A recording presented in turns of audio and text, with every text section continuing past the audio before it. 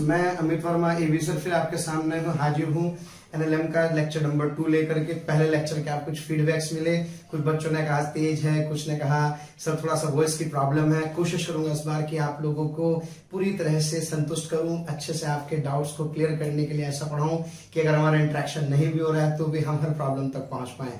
तो प्यारे बच्चों, आइए शुरू करते हैं आज का ये लेक्चर। वादा कीजिए आखिरी मोमेंट तक आप इसे बहुत ध्यान से देखेंगे और मैं आपसे बार बार एक ही बात कहना चाहता हूं कि आप लोग थोड़ी सी मेहनत करेंगे मेरे साथ मिलकर के। प्यारे बच्चों, एक शेर से शुरुआत करता हूं आज के फिर मैं इस लेक्चर की कि नदिया के उस पार से ठंडी हवा आती तो है, नदिया के उस पार से ठंडी हवा आती तो है, और नाव जर्जर ही सही लहरों से टकराती तो है, लहरों से टकराती तो है, और एक चिंगारी कहीं से ढूंढ लाओ दोस्तों, इस दिए के तेल में भीगी हुई बाती तो है, भीगी हुई बाती तो है। तो प्यारे बच्चों, अपने आप को थोड़ा सा इग्निशन रखिए, विश्वास कीजिए, बहुत मेहनत करेंगे, बहुत मजा आने वाला है। Thank you very much. ये आप देख रहे हैं एक इंक्लाइन प्लेन, जिस इंक्लाइन प्लेन का ये एंगल कितना है थीटा, जिस पर एक ब्लॉक रखा है जिसका मास है m।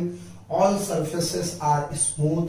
आपको कैलकुलेट करना है acceleration of the block and the normal reaction between the block and the wedge. Okay, तो let's start first of all we will make its FBD. तो प्यारे बच्चों, एफबीडी का मतलब फ्री बॉडी डायग्राम, यानी कि इस पर लगने वाले फोर्सेस को मुझे शो करना होगा। तो मुझे ऐसा लग रहा है प्यारे बच्चों कि इस पर एक mg कहाँ लग रहा होगा, नीचे। Normal reaction is always perpendicular to the contact surface. This is the direction of normal reaction. Okay, अब प्यारे बच्चों सवाल ये है, बहुत इंपॉर्टेंट क्वेश्चन, कि n को ब्रेक करना है या mg को ब्रेक करना है। तो फोर्सेस को रिजॉल्व करते समय कोशिश करें, आपको पता होना चाहिए कि एक्सेलरेशन की डायरेक्शन किधर है, और एक्सेलरेशन की डायरेक्शन निकालने का सरल तरीका बताया था क्या, कि अगर कोई बॉडी रेस्ट से जिधर मुंह मारे, यानी कि जो उसकी मुंह मारने की डायरेक्शन होती है, यानी कि जिस तरफ वो जाता है, वही डायरेक्शन किसकी होती है, वही डायरेक्शन उसके एक्सेलरेशन की होती है। अगर कोई बॉडी किसी स्पीड से जा रहा हो, किसी वेलोसिटी दी से, और उसकी स्पीड कम हो रही है, तो उस केस में वेलोसिटी के अपोजिट डायरेक्शन में एक्सेलरेशन होता है। और अगर कोई बॉडी किसी तरफ जो मुंह मार रहा होगा और इसकी स्पीड अगर बढ़ रही होगी, तो इस सिचुएशन में एक्सेलरेशन की डायरेक्शन वेलोसिटी की डायरेक्शन में होती है। इसके अलावा कोई चौथा केस पॉसिबल नहीं है। तो क्या प्यारे बच्चे, रेस्ट से ब्लॉक अगर जाएगा तो ऊपर तो जाना जरा, कहाँ जाएगा, नीचे। इंट्यूशन, फिजिक्स मतलब इंट्यूशन, इंट्यूशन मतलब पूर्वाभास, जो मुझे फील कहती है। तो सर फील ये कह रही है कि ब्लॉक को कहाँ जाना चाहिए, नीचे। तो अगर प्यारे बच्चों ब्लॉक डाउनवर्ड स्लाइड करेगा, तो क्या इसका मतलब इसके एक्सेलरेशन की डायरेक्शन इधर हो जाएगी। यस। और अगर तुम मिल जाओ कौन, एक्सेलरेशन, तो क्या फोर्स को रिजॉल्व कर लेंगे हम। यस। तो इसके लिए क्या करते हैं प्यारे बच्चों, अब इस एक्सेलरेशन की डायरेक्शन में ही मुझे एक्सिस को एज्यूम करना होगा।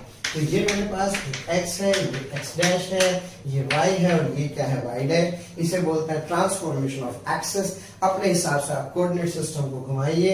प्यारे बच्चों, mg कहाँ लग रहा होगा, mg एक्ट कर रहा होगा डाउनवर्ड डायरेक्शन में। प्यारे बच्चों, नॉर्मल लग रहा होगा कुछ इस डायरेक्शन में। ये वाला एंगल ऑफ इंक्लाइनेशन कितना होगा, थीटा। ये थीटा होगा प्यारे बच्चों, तो ये वाला एंगल कितना होगा, थीटा। अब मुझे पता है कि जो डायरेक्शन एक्सेलरेशन की है, इसी डायरेक्शन में मुझे फोर्सेस को रिजॉल्व करना है, यानी कि इन डायरेक्शन से फोर्स को रिजॉल्व करना है। नॉर्मल ऑलरेडी इस डायरेक्शन में है, तो mg चूंकि इसके बीच में है, तो mg के टुकड़े करने होंगे, यानी कि mg का ये वाला जो कंपोनेंट होगा, ये होगा प्यारे बच्चे mg cos थीटा, जबकि mg का ये वाला कंपोनेंट होगा mg sin थीटा। क्या मेरी बात क्लियर है। एक्सेलरेशन की डायरेक्शन वाले फोर्सेस को क्या कंसीडर करते हैं, पॉजिटिव, यानी कि this mg sin theta is equals to ma। प्यारे बच्चे m sin शम्मा हो गए, तो acceleration comes out to be g sin theta. Okay, it's a very important result. और एक्सेलरेशन मास पे डिपेंड नहीं कर रहा है, एक्सेलरेशन मास पे डिपेंड नहीं कर रहा है, यानी कि इस इंक्लाइन प्लेन पर चाहे ब्लॉक कितने भी मास का हो, उसका एक्सेलरेशन हमेशा क्या होगा, सेम ही होगा। Are you getting my point. नहीं समझे तो आइए जरा चलते हैं। अगर प्यारे बच्चों ये दो इंक्लाइन प्लेन है, जिन दोनों के थीटा क्या है, सेम। इस ब्लॉक का मास है कितना, m1, इस वाले ब्लॉक का मास कितना है, m2। चाहे m1 बड़ा हो m2 से, चाहे m1 छोटा हो m2 से, या m1 बराबर हो m2 से। अगर थीटा की वैल्यू सेम होगी तो both the block will have the same acceleration, यानी कि दोनों ब्लॉक के एक्सेलरेशंस क्या होंगे, सेम ही होंगे। तो क्या मेरी बात क्लियर है? दूसरा कह रहा है बच्चों एक्सेलरेशन इस डायरेक्शन में है, इधर कोई एक्सेलरेशन नहीं, तो फोर्स बैलेंस कर सकता हूं, यानी कि that normal reaction is equals to mg cos theta, mg cos theta, यानी कि जो नॉर्मल रिएक्शन है इसकी वैल्यू आ जाएगी mg cos थीटा, यानी कि नॉर्मल थीटा के ऊपर क्या करता है, डिपेंड करता है। अलग अलग नॉर्मल, अलग अलग वेज के एंगल के कॉरस्पॉन्डिंग नॉर्मल की वैल्यू क्या होगी, डिफरेंट होगी। अब प्यारे बच्चों बात करते हैं टाइम की, यानी कि अगर आपको ये दिया हो कि इस वेज की, इस इंक्लाइन प्लेन की लेंथ कितनी है L, तो मैं, और ये ब्लॉक कहां से चल रहा हो, ये ब्लॉक रेस्ट से चल रहा हो, तो इस सिचुएशन में मैं यूज कर सकता हूं second equation of motion ut plus half at square, so s is equals to L, rest से शुरू आता है तो ये एक्सेलरेशन की वैल्यू g sin थीटा, तो half g sin theta into t square. जब आप सॉल्व करेंगे तो कह रहे बच्चों t की वैल्यू आएगी under the root of 2L upon g sin theta. क्या मेरी बात क्लियर है? यस, यानी कि ये टाइम भी किस पे डिपेंड नहीं करता, मास पर डिपेंड नहीं करता, लेकिन क्या अलग अलग इंक्लिनेशन के लिए टाइम अलग अलग होगा? यस, जिसका थीटा ज्यादा उसका साइन थीटा ज्यादा, साइन थीटा ज्यादा तो टाइम कम, यानी कि अगर मेरे पास दो डिफरेंट इंक्लाइन प्लेन होंगे जिसमें एक एंगल थीटा 1 और एक एंगल थीटा 2 होगा, तो जिसका एंगल छोटा होगा ऑब्वियस है उसमें टाइम क्या लगेगा, ज्यादा लगेगा। आइए करते हैं अगला सवाल। आपको दिखाई दे रहा है 2 kg का ब्लॉक, एक इंक्लाइन प्लेन जिसका एंगल ऑफ इंक्लिनेशन कितने डिग्री है, 37 डिग्री है। यहाँ पर ये लेंथ है 20 मीटर। आपसे कह रहा है एक्सेलरेशन नॉर्मल कैलकुलेट कीजिए। ये रिजल्ट्स आपको वैसे भी याद होना चाहिए, बहुत इंपॉर्टेंट रिजल्ट है। कह रहे बच्चों एक्सेलरेशन कितना होगा, g sin थीटा मैं जानता हूँ, sin theta sin 37 that is 3/5। ये वाला ट्रायंगल आपको काफी अच्छे से हमारे प्रैक्टिस में आ गया है। ये 37 तो ये 3 और ये 4 क्या होता है 5, तो यहाँ से एक्सेलरेशन आ जाएगा 6 मीटर पर सेकेंड स्क्वायर, यानी कि ब्लॉक इधर की तरफ 6 मीटर पर सेकेंड स्क्वायर मूव कर रहा होगा। प्यारे बच्चों normal reaction mg cos theta, तो यानी कि जो नॉर्मल होगा mg cos थीटा हो जाएगा, वैल्यू पुट करेंगे तो it comes out to 20 newton. और फिर मुझसे कह रहा है यहाँ से यहाँ तक का टाइम निकालिए, तो time is equals to t is equals to under the root of 12/g sin theta. ये लेंथ मुझे गिवन है, तो मैं इसको सॉल्व करके इसकी वैल्यू कैलकुलेट कर सकता हूँ। कभी कभी आपको ये वाला लेंथ दिया होता है तो आप इस वाली लेंथ को इसमें कन्वर्ट करके सॉल्व कर सकते हैं। यहाँ से मैं आपको बता दूं, वैसे हम लोग आगे डिस्कस करेंगे, लेकिन फिर भी मैं आपको प्यारे बच्चे बता देना चाहता हूँ, अगर ये वेज किसी एलिमेंट के अंदर हो जो a एक्सेलरेशन से ऊपर की तरफ जा रहा हो, a0 एक्सेलरेशन से ऊपर की तरफ जा रहा हो, अगर इसका मास है और एंगल कितना होगा थीटा, तो इस केस में हम लोग क्या यूज करते हैं, जी इफेक्टिव। ओके, तो जी इफेक्टिव आ जाएगा g प्लस a0, ऊपर जाता है तो प्लस हो जाता है, नीचे जाता है तो माइनस। तो इस सिचुएशन में जो ब्लॉक का एक्सेलरेशन लिफ्ट के रिस्पेक्ट में इधर की तरफ होगा, that will be g plus a0 sin theta, and the time would be, that time is equals to under the root of 2L upon g plus a0 sin theta, and the normal reaction m is equals to mg plus a0 cos theta। क्या मेरी बात clear है? और अगर ये जो आपकी lift है ये किसी एक्सेलरेशन a0 से नीचे डाउनवर्ड डायरेक्शन में मूव कर रही होगी, तो यहाँ जो g इफेक्टिव होगा g माइनस a0। तो इन सारे फॉर्मूलों में यानी कि जो ब्लॉक का एक्सेलरेशन a डैश होगा, that a dash is equals to g minus a0 sin theta. Okay, the time is equals to under the root of 2L upon g minus a0 sin theta, and that normal reaction is equals to mg minus a0 cos theta। हालांकि जब हम लोग pseudo force पढ़ाएंगे तब आपको उसके बारे में बहुत डिटेल में पढ़ाएंगे। प्यारे बच्चों बहुत अच्छे 2 सवाल मैंने कनेक्ट किए हैं और मैं सोच रहा हूँ कि कैसे क्वेश्चंस आपको बनाऊं जिसमें मल्टीपल कंसेप्ट्स हम लोग क्या कर सके, रिवाइज कर सके, ताकि स्पीड भी सही रहे और नंबर ऑफ क्वेश्चंस भी ज्यादा कवर हो सके। तो प्यारे बच्चों आप देख रहे हैं ये एक इंक्लाइन प्लेन है जिसका एंगल कितने डिग्री है, 37 डिग्री, लेंथ है 12 metre. Okay, same incline plane यहाँ पर है और 2 kg का ब्लॉक 2 kg का ब्लॉक यहाँ पर रखा हुआ है। ये कह रहा है कि this elevator is moving with an acceleration of 2 metre per second square upwards. और ये वाला क्या कह रहा है, ये कह रहा है कि इसका एक्सेलरेशन है 2 metre per second square downwards. तो आपसे कह रहा है calculate the ratio of the normal reaction, यानी कि प्यारे बच्चों जो नॉर्मल रिएक्शन यहाँ होगा, जो नॉर्मल रिएक्शन यहाँ होगा, इन दोनों का क्या कैलकुलेट करना है, रेशियो। और फिर यहाँ से यहाँ तक का टाइम और यहाँ से यहाँ तक के टाइम के क्या निकालना है, इनके भी रेशियो कैलकुलेट कीजिए। तो मैं जानता हूँ ज्यादा बुद्धि लगाने की जरूरत नहीं है, याद हो गया है। जो नॉर्मल रिएक्शन होता है वो होता है mg effective into cos theta. पहले केस में हो जाएगा mg plus a naught cos theta, क्या है यस, क्योंकि अगर एक्सेलरेशन ऊपर है तो g प्लस a नॉट आ जाता है, और अगर एक्सेलरेशन नीचे है तो g minus a naught m2 is equals to mg minus a naught cos theta. तो यहाँ से n1 और n2 का जो रेशियो आ जाएगा, m से m छम्मा हो गए, तो प्यारे बच्चों g plus a not upon g minus a not. Okay, g plus a not आ जाएगा 12, g माइनस a नॉट आ जाएगा प्यारे बच्चों 8, यानी कि it comes up to be 4, यानी कि it comes up to be 3/2 is the ratio of the normal reactions। अब बात करते हैं टाइम की। तो टाइम के लिए हमने सीखा था 12 अपॉन जी साइन थीटा। प्यारे बच्चों नीट में ऐसे ही क्वेश्चंस पूछे जाते हैं। जी इफेक्टिव यहाँ पे यूज कर सकते हैं, और जी इफेक्टिव के साथ लिख सकता हूँ साइन थीटा। तो that T1 is equals to under the root of 2L upon g plus a not sine theta. और प्यारे बच्चों T2 is equals to under the root of 2L upon कितना, g minus a not sine theta. दोनों को divide कर दीजिए, तो यहाँ से T1 अपॉन T2 का जो रेशियो आ जाएगा 12 छम्मा साइन थीटा सब कैंसिल हो जाएंगे, यानी कि this would be g minus a not upon g plus a not. यार बच्चों ये आ जाएगा मेरे पास 8, ये आ जाएगा मेरे पास 12, तो it comes out to be under the root of 2/3। It is the ratio of the time. Okay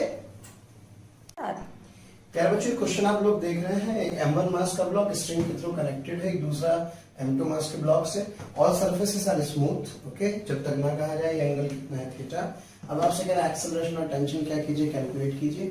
obvious feel आ रही है, कोई बॉडी रेस्ट से चलेगी तो ये नीचे जाएगा, है ना, तो इसको आगे खींच ले जाएगा। तो मैंने इसका एक्सेलरेशन इधर एज्यूम कर लिया है, तो इसका एक्सेलरेशन क्या है बच्चों, कुछ इधर की तरफ होगा, ओके। और फिर वही फोर्सेस को रिजॉल्व करने की बात है, तो ये वाला इधर की तरफ होगा m1g cos थीटा मेरा बच्चों, और इधर की तरफ होगा m1g sin theta, okay. Along the incline mg sin theta, perpendicular mg cos theta. ये होगा क्या बच्चों, नॉर्मल रिएक्शन। टेंशन रस्से में कितनी आ जाएगी, t।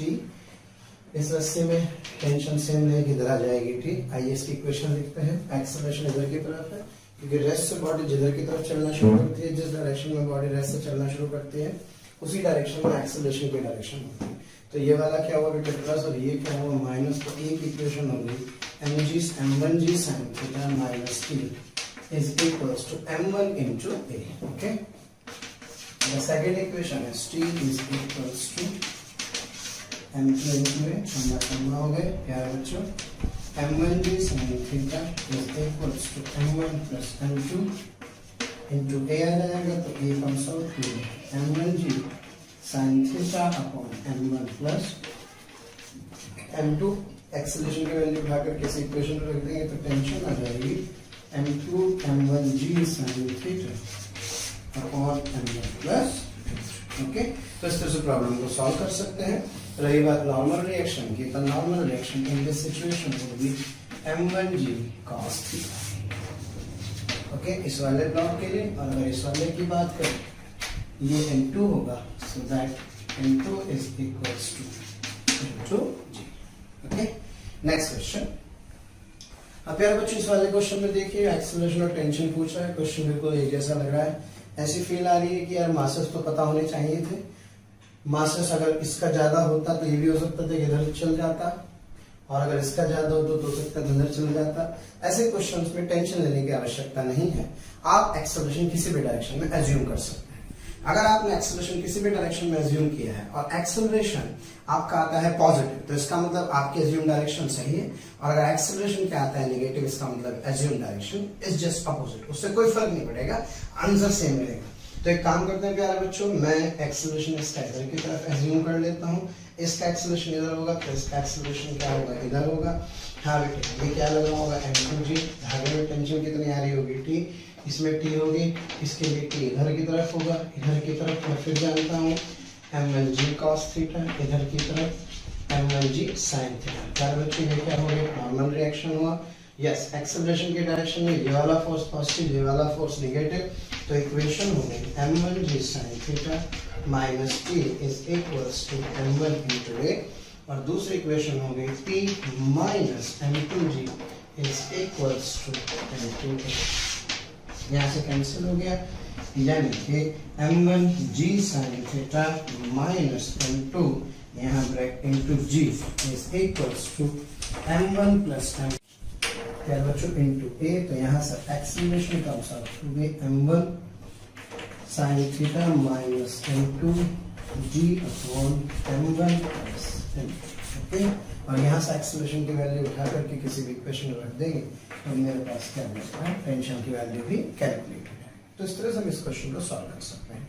आइए प्यारे बच्चों आगे बढ़ते हैं। प्यारे बच्चों लैंग्वेज पढ़ना भी अपने को आना चाहिए किसी क्वेश्चन की कि उसकी लैंग्वेज में एक्चुअल में क्या कहा गया है।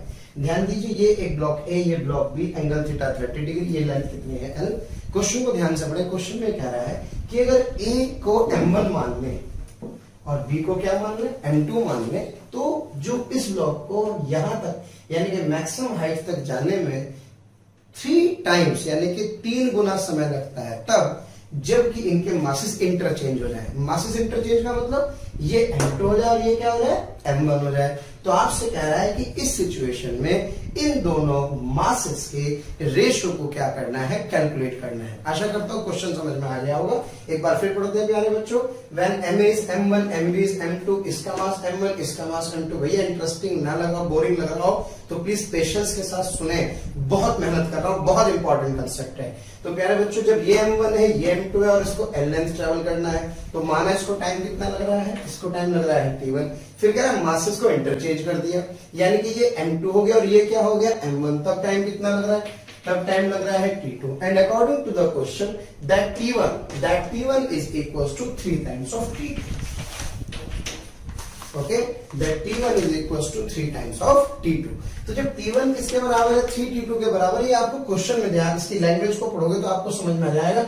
मेरे पास इतना समय नहीं है, लेकिन आप इसको ऐसा समझ सकते हैं। तो आपसे पूछ रहा है कि मासेस के रेशियो क्या है, यानी कि you have to find the ratio of their masses. क्या मेरी बात क्लियर है? तो ठीक है प्यारे बच्चों शुरू करते हैं। सबसे पहला काम, अगर ये वाला ब्लॉक क्या हुआ, ये m2 हुआ और ये क्या हुआ m1, इसको इधर जाना है, इसको नीचे आना है, तो इसका एक्सेलरेशन a इस डायरेक्शन में मान लो, इसका एक्सेलरेशन इस डायरेक्शन में मान लो। यहाँ टेंशन कितनी हो गई थी, सब बच्चे ध्यान दें इधर की तरफ, m1g sin थीटा। ओके, ये वाला मेरे पास क्या होगा, नॉर्मल रिएक्शन इधर की तरफ होगा m1g cos थीटा, नीचे की तरफ m2g होगा और ये होगी टेंशन t। आइए इक्वेशन लिखने की कोशिश करते हैं। एक इधर है तो ये प्लस हुआ, यानी कि m2 के लिए for m2 block m2g minus t is equals to m2 into a। Okay बेटा, और इस वाली इक्वेशन के हिसाब से t minus m1g sin theta is equals to m1 into a। क्या मेरी बात क्लियर है? तो प्यारे बच्चों अब एक काम करते हैं, दोनों इक्वेशन में ये हो गई छम्मा छम्मा, तो यहां से m2 minus m1 sin theta into g is equals to m1 plus m2 into a। Okay, so this acceleration comes out to be m2 minus m1 sin theta into g divided by m1 plus m2। प्यारे बच्चों इस acceleration को मैं क्या कहूंगा, a1 कहूंगा, क्योंकि शर्त के अनुसार मैंने पहले इसको m2 माना और उसको क्या माना m1। अब देखिए कितनी चालाकी से इतने भारी सवाल को इसने शॉर्ट में कहते हैं कि m1 m2 को इंटरचेंज कर दो। ओके, जो m1 m2 को इंटरचेंज करेंगे तो यहां से मेरे पास that acceleration comes out to be m1 minus m2 sin theta upon m1 plus m2 into g आ जाएगा। तो प्यारे बच्चों मेरे पास यहां से आ गए हैं एक्सेलरेशंस के रेशियो। अब ध्यान दीजिएगा क्या रहा है, मुझे मासेस के रेशियो कैलकुलेट करने हैं। अब देखते हैं इसमें यहाँ से आया तो जाने में कितना टाइम लग रहा है। सो T1 के लिए लिखना चाहता हूँ that n is equals to half into A1 into क्या T1 का स्क्वायर, और बेटा अगर मास इंटरचेंज कर दिया एक्सेलरेशन A2 हुआ तो T2 के कोरस्पॉन्डिंग L को लिख सकता हूँ हाफ A2 इंटू T2 का स्क्वायर। क्लियर है, दोनों की लेंथ बराबर है, डिवाइड कर दिया, इक्वेट कर दे तो A1 T1 square is equals to A2 T2 square. तो प्यारे बच्चों यहाँ से मेरे पास जो T1 T2 का रेशियो आ जाएगा it comes out to be under the root of A2 by A1। A2 by A1 यहाँ से मेरे पास इसके अंदर पुट कर सकता हूँ, तो यहाँ से इसके अंदर पुट करने पर जब इनको डिवाइड कर दूंगा ये तो हवा में खत्म हो गए, तो यानी कि this comes out to be under the root of M1 minus M2 sine theta upon M2 minus M1 sine theta. प्यारे बच्चों T1 T2 का रेशियो आपको गिवन है, T1 is equals to 3T2, यानी कि T1 T2 का जो ratio आ जाएगा it comes out to be 3। Okay, तो अब आप इसको सिंप्लीफाई करेंगे, सॉल्व करेंगे, तो सॉल्व करके मेरे पास क्या आ जाएगा, आंसर आ जाएगा। सॉल्व करेंगे तो इसका आंसर आ जाएगा M1 upon M2 is equals to 19 by 11। और थीटा की वैल्यू कितनी गिवन है आपको 30 डिग्री, आप भूल ना जाए, तो थीटा 30 डिग्री पता है, ये किसके बराबर है 3 के, तो दोनों तरफ का स्क्वायर कर दूंगा तो क्या 9 is equals to M1 minus M2 sine theta कितना होगा बाई 2 आ जाएगा, और upon M2 minus M1 by 2 आ जाएगा। और जब आप इसको सिंप्लीफाई करेंगे तो सिंप्लीफाई करके जो रेशियो होंगे M1 और M2 के, these ratio comes out to 19 by 11। Okay, next question. ये आज ज्यादा नीचे लिख दिया। तो प्यारे बच्चों शुरू करते हैं अगला सवाल। ये M1 ये M2 ये अल्फा और ये क्या है बीटा। आइए देखते हैं कि सिस्टम का एक्सेलरेशन और टेंशन मुझे क्या करना है, कैलकुलेट करना है। तो शुरू करते हैं। अब चूंकि एंगल्स नहीं दिए हैं, मासेस नहीं दिए हैं, तो फिर क्या किया जाए, इसलिए कहीं भी आप सिस्टम को चलता हुआ मान सकते हैं। तो मैंने माना कि इसका एक्सेलरेशन इधर है, तो अगर ये रेस्ट से इधर चल रहा है तो ये ऑब्वियस है कहा जाएगा ऊपर, तो इसका एक्सेलरेशन प्यारे बच्चों इधर की तरफ होगा। आइए इसका एक वीडियो बनाते हैं।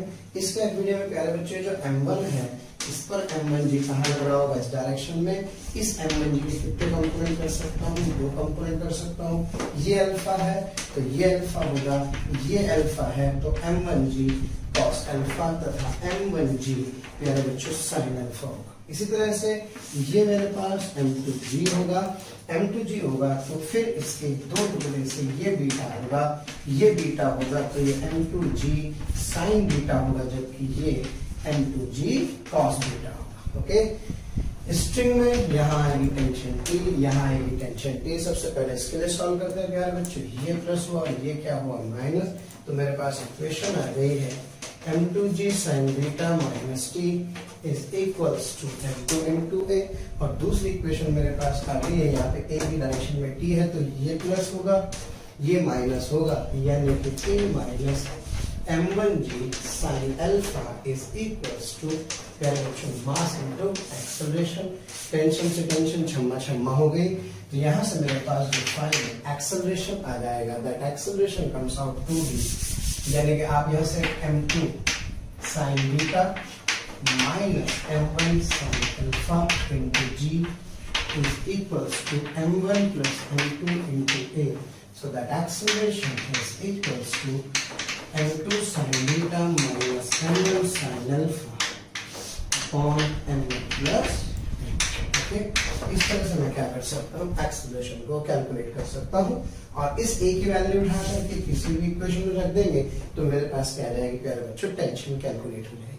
तो इस तरह से मैं एक्सेलरेशन और टेंशन दोनों की वैल्यू क्या कर सकता हूँ, कैलकुलेट। अब इसका एक अल्टरनेटिव समझे, बहुत प्यारा तरीका है। ओके, इसे प्रिंसिपल ऑफ इक्विवेलेंस कहते हैं। अब तक मैंने ये आपको इसलिए नहीं बताया क्योंकि हम फंडामेंटल तरीके से जा रहे थे, लेकिन इसका बहुत प्यारा सा जुगाड़ है।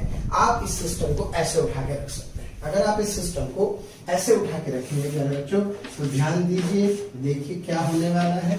ऐसे रखने पर इधर की तरफ खींचने वाला इसको कौन, m2g साइन बीटा, इधर की तरफ इसको m1g साइन अल्फा। टेंशन हो गई प्यारे बच्चों इंटरनल, तो क्या इसका एक्सेलरेशन अगर इधर की तरफ है तो इसको एक सिस्टम मान सकता हूं, और जब सिस्टम मान सकता हूं तो सिस्टम का एक्सेलरेशन लिखने का डायरेक्ट तरीका होता है F external upon total mass m1 plus m2, और ये मेरे पास प्लस ये वाला माइनस नेट फोर्स के हिसाब से, that acceleration is equals to m2g sin beta minus m1g sin alpha upon total mass m1 plus m2। तो इस तरह से मैं क्या कर सकता हूं, एक्सेलरेशन की वैल्यू कैलकुलेट कर सकता हूं। प्यारे बच्चों, बहुत बहुत शुक्रिया दिल से आप सभी लोगों का, जो आप लोगों का इतना प्यार मिला, आप लोगों के इतने व्यूज़, इतने सारे लाइक्स, इतने सारे कमेंट्स मिले।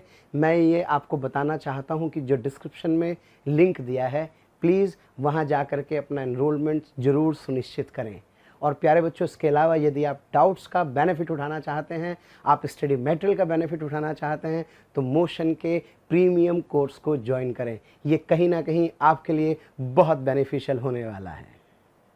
प्यारे बच्चों, जो टॉपिक हम लोग यूनिफॉर्म मैसिव लोड पढ़ रहे हैं, इसमें अक्सर जो है प्रॉब्लम आती है बच्चों को। आइए जरा समझते हैं क्या है यूनिफॉर्म मैसिव लोड। पहली बात तो ऐसी रस्सी जिसका मास होगा, और यूनिफॉर्म मतलब उसका मास कैसा होगा, एक जैसा होगा, यानी कि रस्सी नहीं है, रस्सा है, रस्सा। ओके, आइए जरा देखें। तो प्यारे बच्चों, ये एक रस्सा आपको दिखाई दे रहा है जिसका मास कितना है L, लेंथ कितने का हूं L, और इसके इस तरफ फोर्स कितनी लग रही है F। Okay, it is placed on a smooth surface, और इस पर ये फोर्स कितना लग रहा है F। ओके, तो आपसे पूछ रहा है यार, ये जो पॉइंट P है जो कि इस वाले एंड से कितने डिस्टेंस पर है, x डिस्टेंस पर है, आपसे कह रहा है कि इस वाले पॉइंट पर टेंशन क्या कीजिए, कैलकुलेट कीजिए। प्यारे बच्चों, अब तक आप पढ़ते थे बिना मास वाली रस्सी, पहली बार आप कैसे पढ़ रहे हैं, मास वाली रस्सी पढ़ रहे हैं। तो मास वाली रस्सी जब एक्सेलरेट होती है, मैंने पिछले लेक्चर में आपको बताया था, जब मैसिव रॉक एक्सेलरेट होती है तो उसके हर पॉइंट पर टेंशन क्या होती है, डिफरेंट होती है। तो इस पॉइंट पर टेंशन निकालने का सबसे बढ़िया तरीका क्या है मेरे बच्चों, इस जगह से इसको ब्रेक कर दीजिए, और ब्रेक करके किसी लाइट स्ट्रिंग से कनेक्ट कर दीजिए। ओके, ऐसे मान लीजिए। तो यहां से कुछ इस तरह का आपको ये ब्लॉक्स दिखाई दे रहे होंगे। कह रहा बच्चों, इस वाले ब्लॉक की लेंथ कितनी है x, तो चूंकि मैं जानता हूं यूनिटरी मेथड से एन लेंथ का मास कितना है m, तो यूनिट का होगा m/l, तो इस x भाग का मास कितना होगा, that will be m/l into x। तो इसका मतलब आपको केवल m/l को लेंथ से मल्टीप्लाई कर देंगे तो आपको अलग अलग पार्ट का मास आ जाएगा। तो इस वाले पार्ट की लेंथ कितनी है x, तो इसका जो मास होगा क्या वो m/l into x होगा। प्यारे बच्चों, इस पॉइंट पर टेंशन T इधर का हूं, इस पॉइंट पर टेंशन T इधर का हूं, और जितना एक्सेलरेशन इसका होगा इतना ही एक्सेलरेशन इसका होगा, और इसका आप किससे खींच रहे हैं, फोर्स F से खींच रहे हैं। जो कि पूरा का पूरा एक सिस्टम है, इस पूरे सिस्टम पर F एक्सटर्नल फोर्स F है, तो मैं इसका जो एक्सेलरेशन लिख सकता हूं, that acceleration is equal to force upon total mass, that A is equals to F/m। क्या मेरी बात क्लियर है? यानी कि मेरे पास एक्सेलरेशन आ चुका है, जितना एक्सेलरेशन होगा उतना ही इसका होगा। अब मुझे इसके इस वाले पार्ट पर टेंशन निकालनी है, क्योंकि ये पॉइंट कौन सा पॉइंट है, P, इसको TP कहूं। कमाल की बात है, आप इससे टेंशन निकालेंगे तो भी यही आएगी, इससे टेंशन निकालेंगे तो भी यही आएगी। तो इस वाले पार्ट का एफबीडी आपको दिखाई दे रहा है, TP इधर की तरफ है, तो TP is equals to ME, यानी कि for this part that TP is equals to M/L into x into मेरे बच्चों ए की वैल्यू उठा के रख देंगे कितनी, F/m, m से m यहाँ पर क्या हो गया, छम्मा छम्मा हो जाएगा, यानी कि इसको लिख सकता हूँ M/l into x into F/m। तो यहाँ से मेरे पास जो टेंशन एट पॉइंट P होगी, the tension at point P is equals to yes F/l into x। ओके, यानी कि मेरे पास टेंशन का एक्सप्रेशन आ जाएगा। और प्यारे बच्चों, देख रहे हैं आप x के साथ बदल रही है, जैसे जैसे x की वैल्यू बढ़ेगी वैसे वैसे टेंशन की वैल्यू बढ़ेगी, तो रस्सी के इस पॉइंट से इधर की तरफ चलते चलते टेंशन बढ़ती जाएगी, यानी कि इस वाले पॉइंट पर टेंशन क्या होगी, मैक्सिमम, जबकि इस वाले पॉइंट पर टेंशन क्या होगी, मिनिमम। ज्यादा अच्छे से समझने के लिए आइए करते हैं इसके ऊपर कुछ क्वेश्चंस। तो प्यारे बच्चों शुरू करते हैं अगला क्वेश्चन। एक रोप है, मैसिव रोप आपको दिखाई दे रही है, जिसका मास कितने केजी है, 3 केजी, जिसकी लेंथ कितनी है 3 मीटर, फोर्स कितने लग रहा है 30 न्यूटन का, और आपसे कह रहा है इसके पी पॉइंट पर क्या कैलकुलेट कीजिए टेंशन, और ये लेंथ कितनी है 1 मीटर। तो सबसे पहला काम क्या बताया था सर ने कि यहाँ पे टेंशन कैलकुलेट करना होता है, उस जगह से रस्सी को हल्का सा एक मासलेस थ्रेड से कनेक्ट कीजिए, जैसे स्पाइडरमैन का धागा जो होता है ना, स्पाइडर वेब। ओके, इस पे टेंशन इधर की तरफ, इस पर टेंशन इधर की तरफ। ओके, हर पॉइंट पर टेंशन क्या होगी अलग अलग, लेकिन एक पॉइंट पर टेंशन क्या होगी सेम। इसको प्यारे बच्चों टीपी कहूंगा, इसको टीपी कहूंगा, और यहाँ पर कितना फोर्स करना है, that force is equal to 30 newton, और बाकी मुझे कई फोर्स दिखाई दे। इस वाले पार्ट का अगर मैं मास कैलकुलेट कर लूं तो मेरा काम चल जाए। सबसे पहले क्या करते हैं, सिस्टम का एक्सेलरेशन निकाल लेते हैं। So that acceleration of the system is F external upon total mass, that is 3 kg, so it comes out to be 10 metre per second का स्क्वायर। क्या मेरी बात क्लियर है? ओके, सो जितना एक्सेलरेशन इस पार्ट का होगा प्यारे बच्चों, उतना ही एक्सेलरेशन इस वाले पार्ट का भी। अब एक काम करते हैं, इस वाले पार्ट का मास देखते हैं। टोटल लेंथ कितनी है 3 मीटर, मास कितना है 3 केजी। इसका मतलब मास पर यूनिट लेंथ यानी कि 1 मीटर का 1 केजी। तो जरा बताइए इस 1 मीटर का वजन कितना होगा सर? इसका मास होगा 1 kg. So simple equation that TP is equal to क्या है बच्चों 1 into a। ए कितना दे रखा है 10, तो यहाँ से मेरे पास 10 न्यूटन। कमाल की बात है, जो आंसर यहाँ से आ रहा है वही आंसर इस वाले पार्ट से भी आएगा। क्या ये वाली जो लेंथ है वो 2 मीटर, तो उसका वजन कितना होगा 2 केजी। प्यारे बच्चों इसकी इक्वेशन, ये वाला क्या हुआ प्लस, ये वाला क्या हुआ माइनस, तो it would be 30 minus TP is equals to 2 into a, यानी कि that TP is equals to 30 minus 2 into 10, तो it comes out to be 10। तो आप यहाँ से सॉल्व करें या यहाँ से सॉल्व करें, आंसर सेम ही रहता है। अगला क्वेश्चन देख रहे हैं प्यारे बच्चों, इसमें दोनों तरफ से फोर्स लग रहा है। अगर कभी रस्सी पर दोनों तरफ से फोर्स लग रहा हो और इस पॉइंट पी पर टेंशन पूछ रहा हो, तो सबसे पहला काम एक्सीलरेशन कैलकुलेट कीजिए। ये ज्यादा, ये कम, ये प्लस, तो ये वाला माइनस, तो सिस्टम का एक्सीलरेशन होगा 50 minus 20 divided by total mass कितना प्यारे बच्चों 3, यानी कि it comes out to be 10 metre per second square. विश्वास कीजिए, अगर आप पूरे लेक्चर को एक बार ध्यान से देख लेंगे तब आपको लगेगा कि वास्तव में सर ने बहुत मेहनत की है। अब आप कहीं कंपैरिजन और कहीं पता नहीं क्या क्या चीजें देखते रहते हैं, उससे मुझे कोई सरोकार नहीं। मैं पूरी मेहनत करता हूं आपके साथ, और मैं भी चाहता हूं कि आप भी पूरी की पूरी मेहनत करें और चीजों को समझने की कोशिश करें, और पूरे लेक्चर को प्यारे बच्चों अंत तक देखें। अगर आपको स्पीड तेज लगती है तो 0.75x पर देखें, और अगर आपको स्पीड स्लो लगती है तो आप 1.5x पर देखें। अगर आपको आवाज कम आती है तो आप ईयरफोन क्या करें, यूज करें, लेकिन कहीं ना कहीं पूरी कोशिश करें ताकि लॉकडाउन में आपको मैक्सिमम बेनिफिट दे सके। तो प्यारे बच्चों यहाँ से मैं क्या कर रहा हूँ, टीपी मुझे कैलकुलेट करना, एक्सेलरेशन मेरे पास आ गया है। यहाँ से मैं देखूं तो ये 1 मीटर है, 3 केजी 3 मीटर, तो इसका वजन कितना हुआ, यानी कि इसका मास 1 केजी हुआ। इस वाले पार्ट का मास भी कितना हुआ, इस वाले पार्ट का मास 2 केजी हुआ। प्यारे बच्चों इस रस्सी को इस तरह से 2 भागों में तोड़ सकता हूँ। इस पॉइंट पर टेंशन इधर, इस पॉइंट पर टेंशन इधर, इधर की तरफ जो फोर्स होगी क्या वो फोर्स 50 आ जाएगी।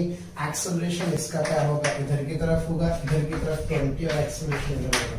आपका जो मन करे इधर से सॉल्व करेंगे तो भी टी आ जाएगा, इधर से सॉल्व करेंगे तो भी टी आ जाएगा। एक काम करते हैं, इस वाले पार्ट से सॉल्व करते हैं। इधर की तरफ ये क्या हुआ प्लस, ये क्या हुआ माइनस, तो इक्वेशन हो गई 50 minus T, 50 minus T is equals to इस वाले पार्ट का मास 1 into a से a मेरे पास कितना आ गया 10, so the tension comes out to be 50 minus 10, यानी कि कितना 40 न्यूटन। तो इस तरह से हम लोग क्या कर सकते हैं, मैसिव रॉड के हर पॉइंट पर टेंशन अगर आपसे पूछी जाए तो उस टेंशन को क्या कर सकते हैं, कैलकुलेट कर सकते हैं। आगे बढ़ते हैं प्यारे बच्चों, बहुत प्यारा सवाल है, अक्सर ये क्वेश्चन लोग गलती करते हैं। आइए जरा ध्यान से देखिए, मैसिव रॉड के साथ 2 ब्लॉक अटैच हैं और आपसे पूछ रहा है कि जो पी पॉइंट है, पी पॉइंट पर से क्या कैलकुलेट कीजिए टेंशन।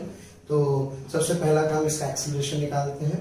इसमें एक इंपॉर्टेंट बात आप ध्यान रखें, mg is considered as external force. Okay यार बच्चों, ये हॉरिजॉन्टल रोप नहीं, ये वर्टिकल रोप है। तो वर्टिकल रोप होने की सिचुएशन में आप ध्यान से देखें कि जो इसका एक्सेलरेशन होगा, दैट एक्सेलरेशन इज 220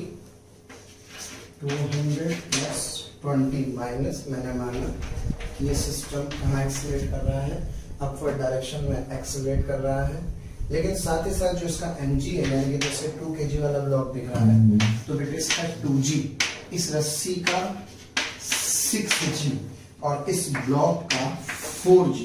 ये भी एक्सटर्नल फोर्स की तरह ट्रीट किए जाएंगे। तो ये हुआ 20 60 40 यानी कि 120, सो इट वुड बी -120।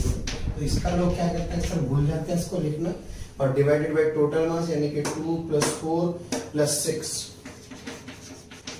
4 + 6। तो यहाँ से मेरे बच्चों जो एक्सेलरेशन आ जाएगा ये मेरे पास आ जाएगा, this comes out to be 60, okay, क्योंकि ये 1 पॉइंट वही आ जाएगा मेरे पास 140 और डिवाइडेड बाय आ जाएगा मेरे बच्चों 12, तो it comes out to be 5 metre per second upwards. Okay, so इसका मतलब this system will move upward direction by an acceleration of 5 metre per second.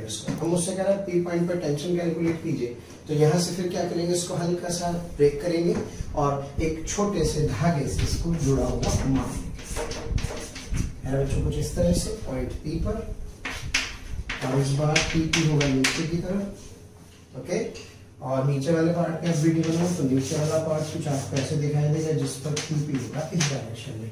अब आपका जैसा मन करे ऊपर से सॉल्व करें, नीचे से, दोनों से आंसर क्या आने वाला है, सेम ही आने वाला है। तो ये कितना हुआ, ये हुआ मेरे पास 2 kg, साथ ही साथ 2 मीटर है जो कि 6 मीटर का वजन 6 kg है, यानी कि mass of 6 metre is 6 kg। तो 2 मीटर का कितना होगा, 2 मीटर का 2 kg, यानी कि रस्सी 2 kg की होगी। तो प्यारे बच्चों ऊपर की तरफ इस पर फोर्स लग रही है कितनी, 200 न्यूटन, साथ में इधर की तरफ इसका 2g और इसका भी 2g, ओके, और एक टेंशन और एक्सेलरेशन मेरे पास आ गया है 5 मीटर/सेकंड स्क्वायर। आइए इसकी इक्वेशन लिखते हैं। इसकी इक्वेशन लिखेंगे 200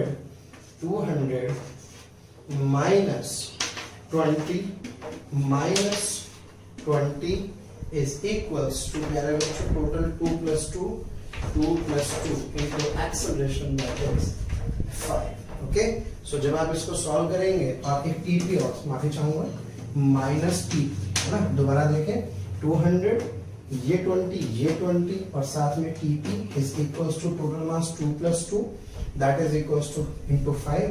सो यहाँ से प्यारे बच्चों मेरे पास आ जाएगा, जब आप इसे सॉल्व करेंगे तो 160 - TP is equals to 4 5 20।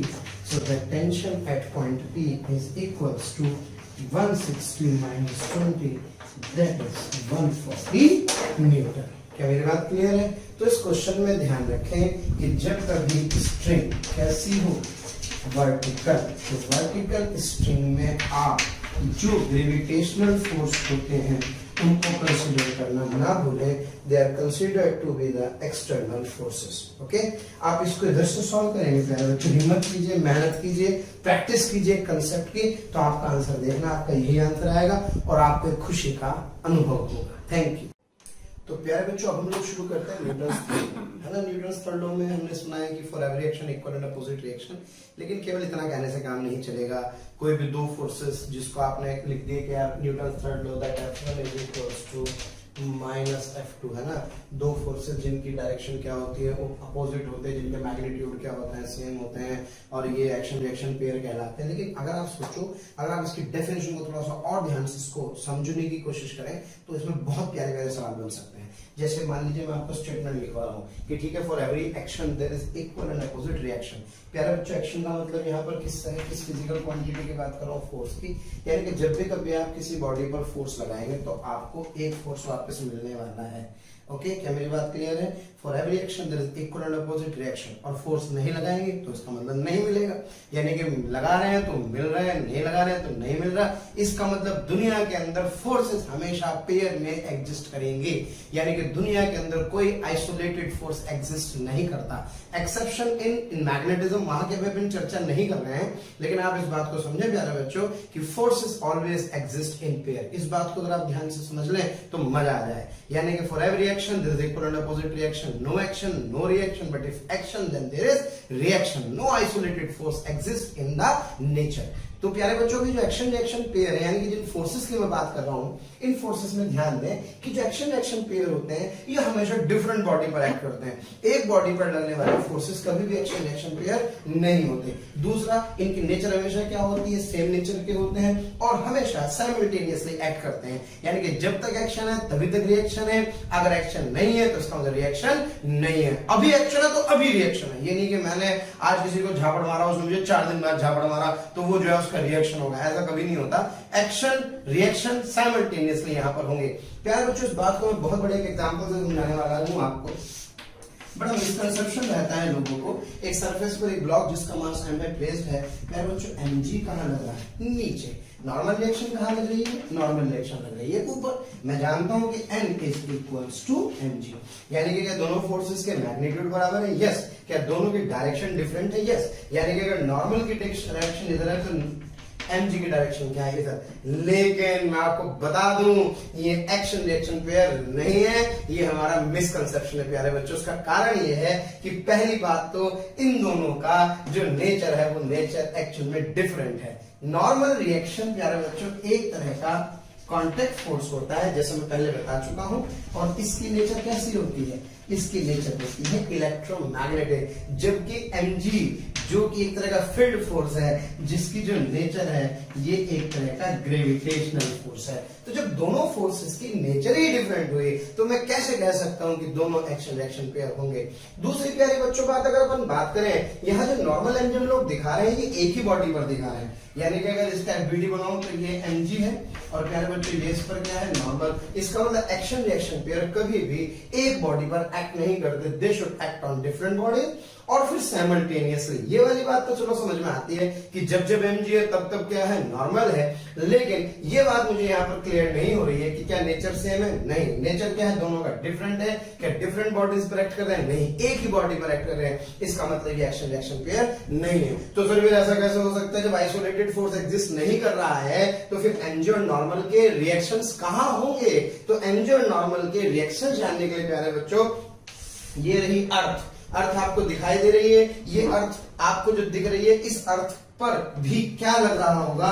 एक mg फोर्स लग रहा होगा। तो अगर ये एक्शन है तो ये उसका रिएक्शन है। और प्यारे बच्चों जो सरफेस है, ये सरफेस इस ब्लॉक पर नॉर्मल लगा रही है। अगर थोड़ा सा सरफेस पर देखूं तो सरफेस पर प्यारे बच्चों ये नॉर्मल आ रहा होगा। तो अगर ये एक्शन है तो ये रिएक्शन है, ये एक्शन है तो ये रिएक्शन है। क्या इनका नेचर सेम है?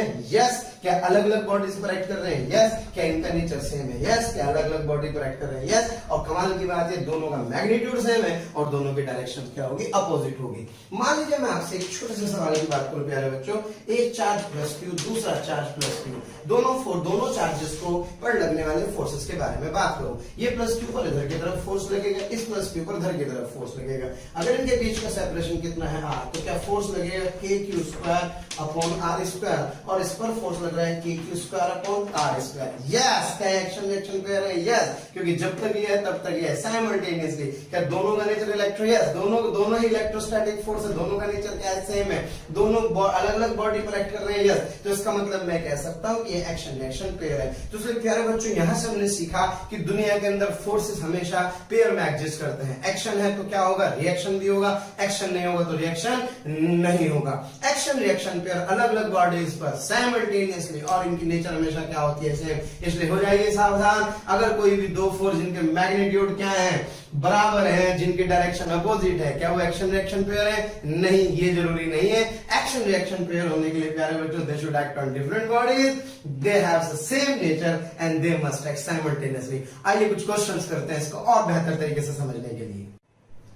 तो प्यारे बच्चों न्यूटन्स थर्ड लॉ में आप कुछ देखिए प्रॉब्लम्स हैं, जो मंकी रो प्रॉब्लम्स हैं। थोड़ा सा हल्की सी फील की बात है इसके अंदर। ये मंकी इस रस्सी के ऊपर लटका हुआ है। पहली बात तो इतना समझ में आया कि mg कहाँ लग रहा होगा? mg लगा होगा नीचे की तरफ। तो इसका मतलब इसको रोकने के लिए इसके ऊपर एक फोर्स ऊपर की तरफ लग रहा होगा। तो इसकी जो एक्टिविटी है वो समझे। पहले बंदर क्या करता है? रस्सी को नीचे की तरफ खींचता है। कमाल की बात है, चाहे ऊपर चढ़े चाहे नीचे चढ़े, रस्सी हमेशा कहाँ खींचेगा? नीचे। यानी कि एक्शन कहाँ पर है? रस्सी पर है, स्ट्रिंग पर है। तो सबसे पहले अगर आप बात करें स्ट्रिंग की, तो प्यारे बच्चों स्ट्रिंग पर एक फोर्स क्या लग रहा होगा? मंकी की वजह से नीचे लग रहा होगा। क्या ये एक्शन है? Yes sir. अब ये जब एक्शन है प्यारे बच्चों, तो रिएक्शन कहाँ होगा? ऑब्वियस रिएक्शन होगा मंकी के ऊपर, क्योंकि एक्शन रिएक्शन पे act on the different bodies. तो इस मंकी पर इतना ही फोर्स कहाँ आ रहा है? ऊपर की तरफ आ रहा है। ये मासलेस स्ट्रिंग है, जितना ये फोर्स होगा उतनी ही क्या जनरेट हो जाएगी? टेंशन स्ट्रिंग के अंदर। यानी कि इस फोर्स को मैं क्या लिख सकता हूँ? इस फोर्स को टेंशन T भी लिख सकता हूँ। mg कहाँ लग रहा है प्यारे बच्चों? नीचे की तरफ। तब आपको समझ में आ रहा होगा कि एक्चुअल में मंकी पर टेंशन ऊपर की तरफ क्यों आती है। तो जब ये किसी रस्सी को नीचे की तरफ खींचता है तो ये एक्शन लगाता है, तो स्ट्रिंग इसको क्या देती है? रिएक्शन देती है ऊपर की तरफ। अगर प्यारे बच्चों रेस्ट पर है, इसका वजन यानी कि रेस्ट पर है, तो इसका मतलब इसका एक्सीलरेशन कितना होगा? 0। तो फोर्स बैलेंस होने पर यानी कि इस केस में जो रस्सी पर जो टेंशन आएगी वो इसके वेट के बराबर आ जाएगी। अब सोचो ये बंदर क्या कर रहा है? थोड़ा सा तेज है, ऊपर की तरफ भाग रहा है। तेज हो भी क्यों ना, क्योंकि हो क्या रहा है, यहाँ पे केले रखे हैं। अब केले रखने में भी कोई प्रॉब्लम नहीं है। हो क्या रहा है, केले रखेगा तो आराम से खा लेगा। लेकिन जरा सोचो अगर यहाँ से कोई बंदर भाग करके लपक के इधर की तरफ आ रहा हो तो कैसे वो टेंशन हो जाएगी? यानी इसका मतलब इसको लपक के चढ़ना पड़ेगा। लपक के चढ़ेगा तो अपनी स्पीड बढ़ाएगा, स्पीड बढ़ाएगा तो ये अपने आप को एक्सेलरेट करेगा, और जब ये अपने आप को एक्सेलरेट करेगा तो उस सिचुएशन में इस बार जो रस्सी में टेंशन आने वाली है प्यारे बच्चों, इस टेंशन की एक्चुअल में जो वैल्यू होगी वो उसके वेट से ज्यादा हो जाएगी, यानी कि T ग्रेटर देन mg। आइए जरा समझते हैं कैसे। तो प्यारे बच्चों सबसे पहले रस्सी पर टेंशन कहाँ आएगी? नीचे। मंकी पर टेंशन कहाँ आएगी? ऊपर। मंकी का एफबीडी बना रहा हूं, मंकी का mg कहाँ लग रहा है? नीचे। लपक के ऊपर चढ़ेगा तो एक्सेलरेशन हुआ अपवर्ड। इक्वेशन से ये प्लस ये माइनस, तो क्या T माइनस mg बराबर ma। तो प्यारे बच्चों जो टेंशन होगी क्या वो mg प्लस ma हो जाएगी, यानी कि the tension is actually greater than mg। क्या बात क्लियर है? अब प्यारे बच्चों इधर की तरफ चलते हैं। इस बार ये बंदर क्या कर रहा है? यहाँ कहीं आग लग गई है। अब भाई फायर है तो उसको भाग करके तेजी से नीचे उतरना होगा, तो ये नीचे की तरफ एक्सेलरेट कर रहा होगा। अब बार बार समझने की आवश्यकता नहीं, ऊपर उतरे चाहे नीचे, रस्सी हमेशा कहाँ खींचेगा? नीचे की तरफ। ओके, तो हमें तो मंकी का एफबीडी बनाना है, तो मंकी के एफबीडी में प्यारे बच्चों mg कहाँ लग रहा है? नीचे। मंकी पर टेंशन कहाँ आएगी? ऊपर की तरफ, और ये चूंकि डाउनवर्ड एक्सेलरेट कर रहा होगा तो इस स्टेट में इक्वेशन क्या होगी प्यारे बच्चों? इस स्टेट में इक्वेशन हो गई sir mg minus t is equals to ma, so that t is equals to mg minus ma, यानी कि इस बार जो टेंशन है प्यारे बच्चों वो mg से क्या हो गई है? कम हो गई है। ओके, यानी कि बंदर का वजन अगर ज्यादा भी है तो वो तब भी आराम से क्या कर सकता है? बिना रस्सी के थोड़ी नीचे उतर सकता है, क्योंकि इस सिचुएशन में टेंशन डिक्रीज कर जाती है। अगर बंदर कांस्टेंट स्पीड से जा रहा है तो कांस्टेंट स्पीड से जाने की स्थिति में इसका एक्सेलरेशन कितना होगा? 0। और अगर इसका एक्सेलरेशन कितना होगा? 0, तो इस सिचुएशन में प्यारे बच्चों सीधा सा मतलब है पहले वाला केस होगा, यानी कि इस सिचुएशन में टेंशन किसके बराबर होगी? mg के बराबर होगी। तो यहाँ से हमने सीखे 3 इंपॉर्टेंट केस। पहला केस एक्सेलरेटिंग अपवर्ड, दूसरा केस एक्सेलरेटिंग डाउनवर्ड, और तीसरे केस में जब एक्सेलरेशन क्या होता है? 0। एक्सेलरेटिंग अपवर्ड है तो टेंशन mg प्लस ma हो जाएगी, एक्सेलरेटिंग डाउनवर्ड है तो टेंशन mg माइनस ma हो जाएगी। और प्यारे बच्चों एक्सेलरेशन अगर 0 है यानी कि या तो रुका हुआ है या कांस्टेंट वेलोसिटी से ऊपर या नीचे उतर या चढ़ रहा है, तो उस सिचुएशन में टेंशन किसके बराबर होगी? उस सिचुएशन में टेंशन mg के बराबर होगी। और इसमें एक इंपॉर्टेंट बात मैं आपसे कहना चाहता हूं प्यारे बच्चों, there is a term bs, okay? This bs stands for breaking strength। Breaking strength ये टेंशन की वो मैक्सिमम वैल्यू हो सकती है जो एक स्ट्रिंग बियर कर सकती है। इसके बाद अगर आपने फोर्स को बढ़ाया या टेंशन को बढ़ाया तो स्ट्रिंग विल ब्रेक। आइए क्वेश्चन से समझते हैं। तो स्टूडेंट्स ये बंदर महाशय और ब्रेकिंग स्ट्रेंथ 1000 न्यूटन, यानी कि रस्सी जो है 1000 न्यूटन का मतलब है मेरे बच्चों 100 kg वेट, यानी कि 100 किलो वजन बियर कर सकते हैं। Are you getting my point? यानी कि अगर 100 किलो वजन तक है तो ठीक है, लेकिन अगर वजन 100 kg से ज्यादा हो गया तो ये रस्सी टूट जाएगी। अब बंदर वहां से कितने किलोग्राम के? 80 किलोग्राम के। तो आपसे पूछ रहे हैं कितने मैक्सिमम एक्सेलरेशन से ये बंदर ऊपर चढ़ सकता है ताकि रस्सी ना टूटे। यानी कि रस्सी सह सकती है 1000 न्यूटन का फोर्स, बंदर का वजन है 80 kg यानी कि 800 न्यूटन फोर्स ये लगा सकता है। तो इसका मतलब इसके पास एक लिमिट है कि ये अपने आप को ए डायरेक्शन में ऊपर की तरफ एक्सेलरेट कर सकता है, लेकिन एक लिमिटेड वैल्यू तक ही कर सकता है। अगर जितना ए ज्यादा होगा उतनी टेंशन ज्यादा होगी, तो कहीं ऐसा ना हो कि ए इतना ज्यादा हो जाए कि टेंशन 1000 से ज्यादा हो जाए। इसका मतलब हमें ध्यान रखना होगा कि जो एक्सेलरेशन है वो इतना ही हो जिससे बस टेंशन कितनी हो जाए?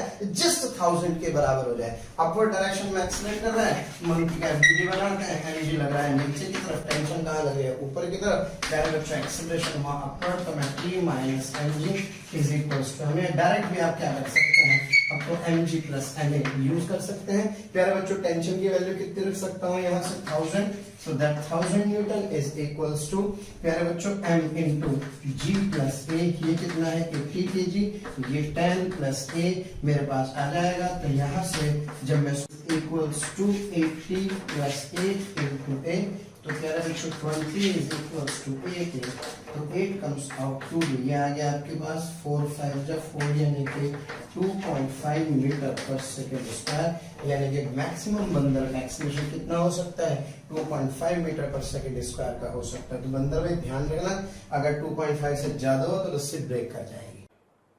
हसरतें दिल में दबाने से क्या होगा, सिर्फ एक बार होठ हिलाकर तो देखो, और सिमट आएगा आसमां आगोश में तुम्हारे, चाहत की बाहें फैलाकर तो देखो, और निगाहों से निगाहें मिलाकर तो देखो, नए लोगों से रिश्ता बनाकर तो देखो। हालांकि प्यारे बच्चों अब हम आप नए नहीं हैं, बहुत दिनों से आपका हमारा कांटेक्ट हो चुका है। मेरा आपसे यही कहना है कि प्लीज़ सब्सक्राइब करें और जो हमारा बेल आइकन है प्यारे बच्चों उसको हिट करें, क्योंकि कहीं ना कहीं जो रिक्वेस्ट आप लोगों के हमें मिलती हैं कमेंट्स के माध्यम से, उसमें हम ये चाहते हैं कि जो भी आपकी रिक्वेस्ट आ रही है उनको अपडेट करें। जो टॉपिक आपके छूट गए हैं वो टॉपिक आपको कहीं ना कहीं जरूर दें, तो वो टॉपिक आपको प्रोवाइड करने के लिए आपको इन्फॉर्मेशन कैसे कहीं ना कहीं मिले, तो आपको किसी से पूछने की जरूरत नहीं है, just to subscribe the channel. Okay, subscribe करें और बेल आइकन को हिट करें। Thank you. प्यारे बच्चों इधर की तरफ चलते हैं। यहाँ पर ब्रेकिंग स्ट्रेंथ कितनी है 600 न्यूटन, यानी कि ये रस्सी केवल 60 kg वेट बियर कर सकती है। कितना वेट, ओनली 60 kg। और बंदर भाई का वजन कितना है 80 किलो। अब जरा सोचिए 80 किलो का बंदर और रस्सी वजन कितना बियर कर सकती है, मात्र 600 न्यूटन। यानी कि अगर बंदर के वजन की बात करूं तो वो होगा 800 न्यूटन, और स्ट्रिंग बियर कर सकते हैं 600 न्यूटन। तो इसका मतलब बंदर रस्सी को पकड़ के खड़ा नहीं हो सकता। अगर बंदर रस्सी को पकड़ करके खड़ा होगा तो रस्सी टूट जाएगी। तो क्या इसका मतलब इस बंदर को अपने आप को डाउनवर्ड क्या करना होगा, एक्सेलरेट करना होगा। जितना नीचे आएगा उतना ही टेंशन रिड्यूस हो जाएगी, यानी कि दिस टेंशन जब डाउनवर्ड एक्सेलरेट करता है, प्यारे बच्चों एफबीडी बना करके डायरेक्ट लिख सकते हैं, it comes out to be mg minus ma। तो यहां से मैं टेंशन की वैल्यू कितना रख सकता हूं 600, मास यानी कि 80, g माइनस a लिख सकता हूं प्यारे बच्चों, यानी कि this comes out to be 60/8 is equals to yes 10 minus a। तो बेटे मेरे पास जो a की वैल्यू होगी दैट इज, यहां से इसको सिंप्लीफाई कर लीजिए, 10 माइनस 30/4 यानी कि 15/2, यानी कि ये मेरे पास आ जाएगा 7.5 यानी कि 2.5 मीटर पर सेकेंड स्क्वायर डाउन। यानी कि कम से कम इतना एक्सेलरेशन तो उसको रखना ही होगा, या इससे ज्यादा रखना होगा, तब जाकर के टेंशन की वैल्यू को 600 या उससे कम रख पाएगा और आराम से नीचे उतर जाएगा। तो प्यारे बच्चों इस क्वेश्चन को ध्यान से देखें, प्लेटफॉर्म वाले क्वेश्चन से थोड़ी सी प्रॉब्लम आती है। अगर इसका वीडियो बनाना हम लोगों को बढ़िया से आ गया तो मुझे नहीं लगता कोई प्रॉब्लम आएगी। इसके ऊपर हम लोग बहुत सारे क्वेश्चंस करने वाले हैं। ये हमारे मिस्टर SRK यानी कि शाहरुख भाई जिसका वजन 60 kg है, ये प्लेटफॉर्म जिसका वजन कितने किलोग्राम है 50 किलोग्राम। और देखो हिम्मत की बात है कि पेंट कर रहे हैं किसी बिल्डिंग पे, और जब घर की रौनक बढ़ानी हो, दीवारों को जब सजाना हो, नैरो लेग है ना, और ऐसे गा रहे हैं, और रस्सी जो है इन्होंने ऐसे पकड़ रखी है। अब कमाल की बात है, रस्सी को ऐसे पकड़ रखा है तो स्ट्रिंग को पकड़ रखा है, पूरा सिस्टम इक्विलिब्रियम में है।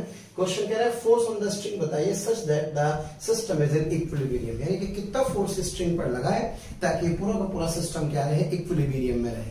दूसरा प्यारे बच्चों ये भी पूछ रहा है कि बताइए normal reaction on SRK due to the platform. क्योंकि प्लेटफॉर्म और शाहरुख का यहाँ पे कांटेक्ट हो रहा है, तो इसलिए आपको ये भी बताना होगा कि ये इस पर कितना नॉर्मल रिएक्शन लगा रहा है। और जो नॉर्मल रिएक्शन होता है इसी को एक्चुअली में रीडिंग ऑफ वेइंग मशीन में हम लोग क्या करते हैं, बोलते हैं। तो प्यारे बच्चों शुरू करते हैं, इसका एफबीडी बनाने की कोशिश करते हैं। सबसे पहले SRK क्या करेंगे, SRK इस रस्सी को कहाँ खींचेंगे, नीचे की तरफ किसी फोर्स से। जितने फोर्स से खींचेंगे उतनी ही रस्सी में क्या जनरेट हो जाएगी, टेंशन।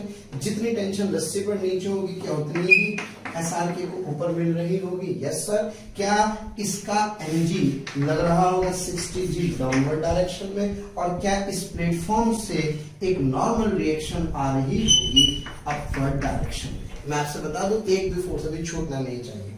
प्यारे बच्चों ये कहानी है SRK की। तो इसका अगर मैं FBD बनाऊं तो इसके FBD के हिसाब से प्यारे बच्चों 60g downward normal reaction platform से ऊपर की तरफ, और जो स्ट्रिंग इसके हाथ में है उसकी वजह से टेंशन T इसके ऊपर की तरफ आ रही होगी, और मेरे ख्याल से कोई फोर्स लग नहीं रहा है चूंकि इक्विलिब्रियम में है, तो इसका मतलब N plus P is equals to 60G। ये मेरे पास प्यारे बच्चों पहली इक्वेशन आ गई। अब मैं बात करता हूँ उसके इस प्लेटफॉर्म की। तो प्लेटफॉर्म को ध्यान से देखें, ये जो प्लेटफॉर्म आपको दिखाई दे रहा है, ये प्लेटफॉर्म, ये वाला प्लेटफॉर्म यहाँ से कनेक्टेड है, तो यानी कि इस पर एक टेंशन इधर की तरफ से आ रही होगी, एक इसका खुद का कितना किलो वजन है 15 kg 15G, तो क्या इस पर 15G नीचे की तरफ लग रहा है। And for every reaction equal and opposite reaction, जब नॉर्मल रिएक्शन शार्प पर ऊपर आ रही है तो क्या इतनी ही नॉर्मल रिएक्शन प्लेटफॉर्म पर नीचे लग रही होगी। यानी कि अगर मैं इसका एफबीडी बनाऊं प्लेटफॉर्म का, तो जो प्लेटफॉर्म बॉडी है, इस प्लेटफॉर्म बॉडी का एफबीडी में यानी बच्चों 15G लग रहा होगा डाउनवर्ड डायरेक्शन में। एक रस्सी की टेंशन जो कि यहाँ से कनेक्टेड है इसके ऊपर की तरफ आ रहा होगा, और साथ ही साथ इस पर एक नॉर्मल रिएक्शन लग रहा होगा जो इसके पैरों से नीचे की तरफ लग रहा होगा। Are you getting my point? और इसके पास कोई फोर्स नहीं है, ये भी इक्विलिब्रियम है, तो लिख सकता हूँ T is equals to N plus 15G, यानी कि ये मेरे पास आ जाएगा 150। तो इक्वेशन आ गई T minus N is equals to 150। प्यारे बच्चों, this is the second equation. First equation यहां से लिख सकता हूं मैं, यानी कि T plus N is equals to कितना प्यारे बच्चों 600।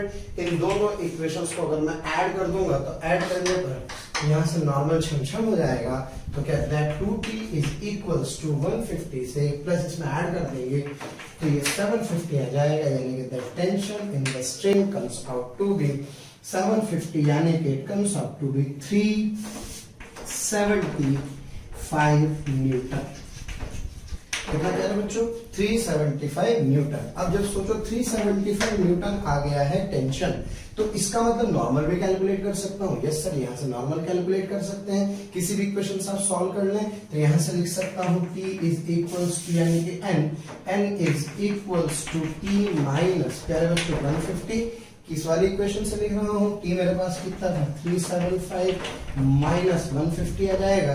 तो जब आप इसको सॉल्व करेंगे तो इसको सॉल्व करने के बाद it comes out to be, ये आ गया 5, ये आ गया प्यारे बच्चों 2, ये मेरे पास आ गया है 225 न्यूटन। ओके, तो इतनी मेरे पास आ जाएगी नॉर्मल रिएक्शन, यानी कि this normal reaction is basically ये वो फोर्स है जो मैं कह सकता हूं कि शाहरुख खान के पैरों पर प्लेटफॉर्म लगा रहा है, या शाहरुख खान प्लेटफॉर्म पर इतना फोर्स लगा रहा है, यही वेट। तो बेटे ये आ जाएगा 22.5 kg वेट। ओके, तो इसका मतलब ये हुआ कि जो नॉर्मल रिएक्शन है वो इतना आ रहा है, यानी कि वेइंग मशीन इतना रीडिंग पढ़ रही है, जबकि इसका जो वेट है एक्चुअल में वो तो 60 kg वेट है। तो इस तरह के सिस्टम्स में ये रोप क्या करती है, कुछ फोर्स को अपने ऊपर ले आती है, जिसकी वजह से अब ये थोड़ा सा यहाँ पर जितना वजन इसको लगाना चाहिए प्लेटफॉर्म पर, ये एक्चुअल में उतना वेट प्लेटफॉर्म पर नहीं लगाता। तो ये नॉर्मल रिएक्शन कितना आ गया। प्यारे बच्चों, इसका एक ऑल्टरनेटिव मेथड भी है। अगर आप इस पूरे के पूरे को एक सिस्टम मान लेते हैं तो प्यारे बच्चों यहाँ T होगा तो यहाँ कितना होगा 2T।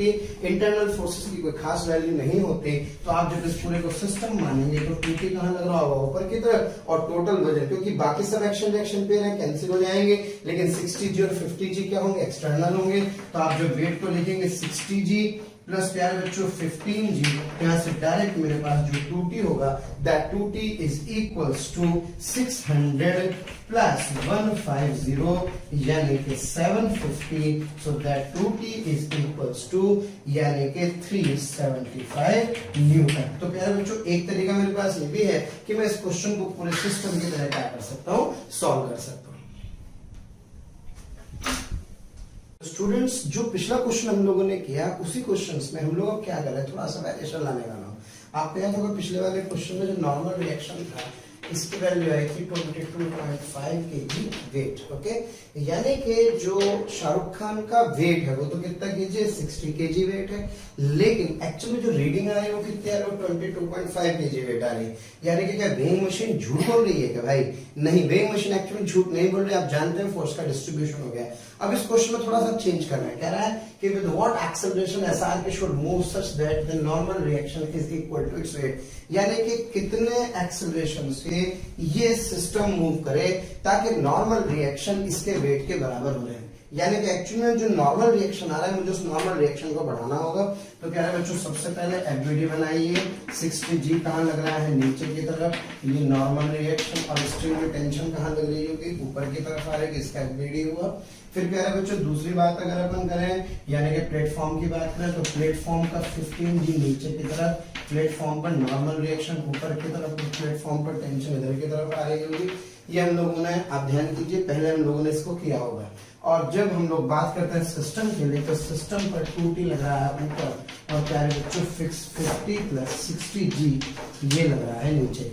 जब यहाँ पे एक्सेलरेशन 0 था उस सिचुएशन में नॉर्मल रिएक्शन इतना आता था। मुझे नॉर्मल को बढ़ाना है यानी कि इस वाले फोर्स को बढ़ाना है तो सिस्टम का एक्सेलरेट करना होगा। तो जितना एक्सेलरेशन इसका होगा इतना एक्सेलरेशन इसका होगा, इतना ही एक्सेलरेशन इसका होगा, क्योंकि सब आपस में कनेक्टेड है। तो प्यारे बच्चों इक्वेशन आ गई n plus t minus 660G that is equals to 60 a first equation.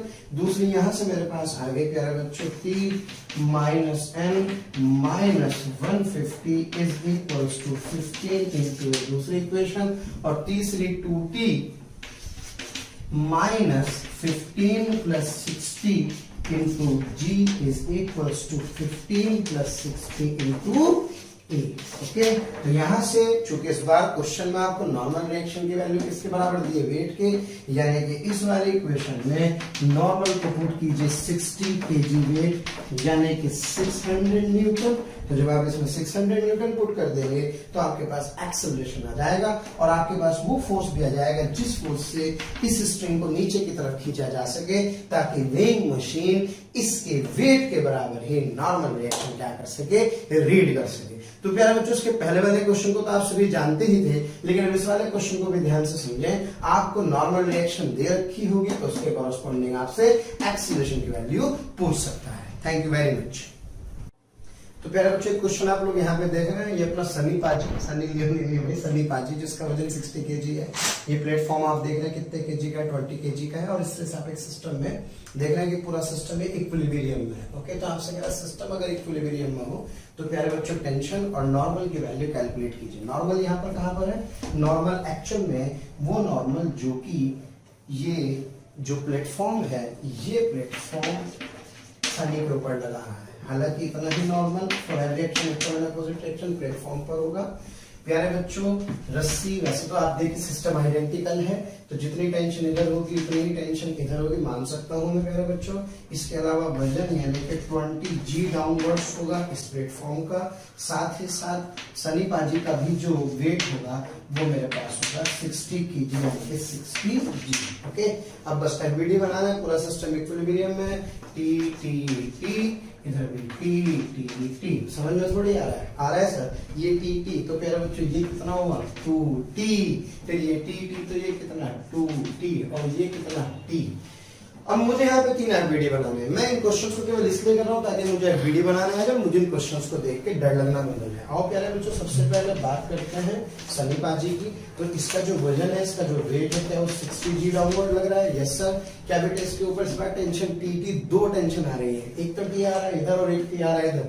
तो टी कितना प्यारे बच्चों, उसके पास आ जाएगा 2t, और साथ ही साथ एक प्लेटफॉर्म से उसके नॉर्मल रिएक्शन मिल रहा होगा ऊपर की तरफ। क्लियर है। अगर मैं बात करूं प्लेटफॉर्म के एफबीडी की, तो इस प्लेटफॉर्म के एफबीडी में ये 20G क्या लग रहा होगा डाउनवर्ड डायरेक्शन में, इसके ऊपर एक नॉर्मल रिएक्शन आ रहा है नीचे की तरफ, और साथ ही साथ अगर आप प्लेटफॉर्म को देखें तो इन दोनों पुली से यहाँ से कनेक्टेड है। तो प्यारे बच्चों ये 2t और ये भी क्या होगा 2t, यानी कि इसके पास इधर की तरफ एक फोर्स आ रहा होगा 4t का। क्या क्लियर है। अब अगर मैं इसको सिस्टम मान लूं तो सिस्टम मान करके भी मैं एक इक्वेशन प्यारे बच्चों और बना सकता हूं, क्योंकि ये सब एक्शन रिएक्शन पेयर्स हैं, ये सब कैंसिल हो जाएंगे। तो अगर मैं देखूं तो t 2t यानी कि कितना होगा बेटे t 2t 3t 5t, और इसके बाद एक मेरे पास क्या हो गया 6t, यानी कि इस सिस्टम का एफबीडी 60 लग रहा होगा ऊपर, और जो टोटल वेट होगा that weight is 60 plus 20 into g। तो कुल मिलाकर के मेरे पास कितनी इक्वेशंस हो गई 3। 2 इक्वेशन से मेरे पास आंसर आ जाएगा नॉर्मल और टेंशन का, तीसरी इक्वेशन वेरीफाई कर सकता हूं। तो जैसे आपका मन करे सॉल्व करें। एक काम करते हैं, इससे सॉल्व करके डायरेक्ट टेंशन निकाल लेते हैं प्यारे बच्चों। तो जब इस वाली इक्वेशन को सॉल्व करेंगे तो यहां से 6t is equal to ATG आ जाएगा। तो बेटे यहाँ से जो टेंशन होगी क्या वो 800/6 यानी कि 400/3 न्यूटन आ जाएगी। ओके, और फिर एक इक्वेशन से यहाँ 2t की वैल्यू रख करके नॉर्मल निकाल सकता हूँ, यानी कि n + 2t is equals to 60g, यानी कि n + 2t is equals to कितना आ गया पहले बच्चों 600।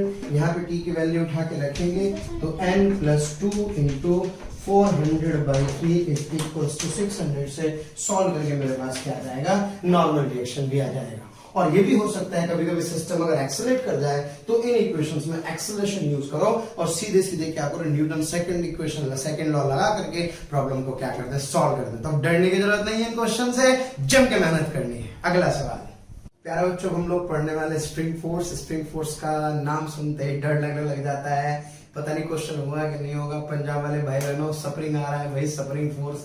और अब हम लोग क्या करेंगे, इस स्प्रिंग फोर्स के बारे में प्यारे बच्चों को चर्चा करेंगे। आइए जरा फटाफट से रिवाइज करते हैं। स्प्रिंग फोर्स एक्चुअल में स्प्रिंग ऐसा दिखाई देता है। स्प्रिंग के लिए हम हमेशा बात करते हैं नेचुरल लेंथ की। ये एक नेचुरल लेंथ है जिसे आप क्या कहते हैं, NL L0 से डिनोट करते हैं। ओके, मासलेस स्प्रिंग के बारे में हम लोग चर्चा करेंगे। हम जिस स्प्रिंग की बात करेंगे उसका कोई मास नहीं होगा प्यारे बच्चों। ये एक तरह का कॉन्टैक्ट फोर्स है, पहली बात। दूसरी इंपॉर्टेंट बात, all contact forces are electromagnetic in nature. छोटे छोटे से पॉइंट्स हैं, अगर आप ध्यान देंगे तो कहीं ना कहीं कुछ क्वेश्चंस बनने वाले होंगे।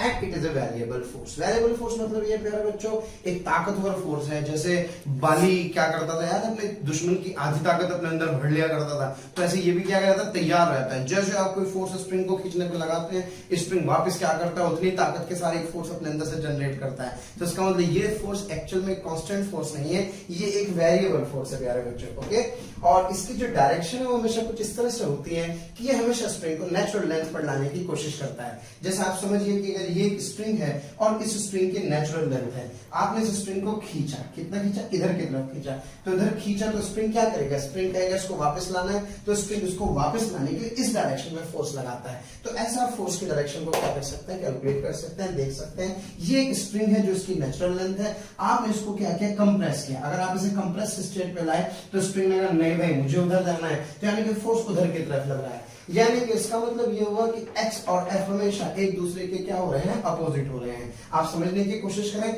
जब x इधर है तो फोर्स इधर है, जब x इधर है तो फोर्स इधर है। जब x और f प्यारे बच्चे एक दूसरे के अपोजिट होंगे तो हम क्या कर सकते हैं, इसको इस तरह से मैथमेटिकल फॉर्म में लिखते हैं that FSP is equals to -k times of the x। प्यारे बच्चों नेगेटिव साइन ये बताता है कि f x के हमेशा क्या होगा, अपोजिट होगा। जो डायरेक्शन x की होगी उसके डायरेक्शन क्या लगेगा, FSP लग रहा होगा। और प्यारे बच्चों जो k है, ये k एक्चुअल में क्या कहलाता है, कांस्टेंट कहलाता है। ये कांस्टेंट स्प्रिंग कांस्टेंट कहलाता है।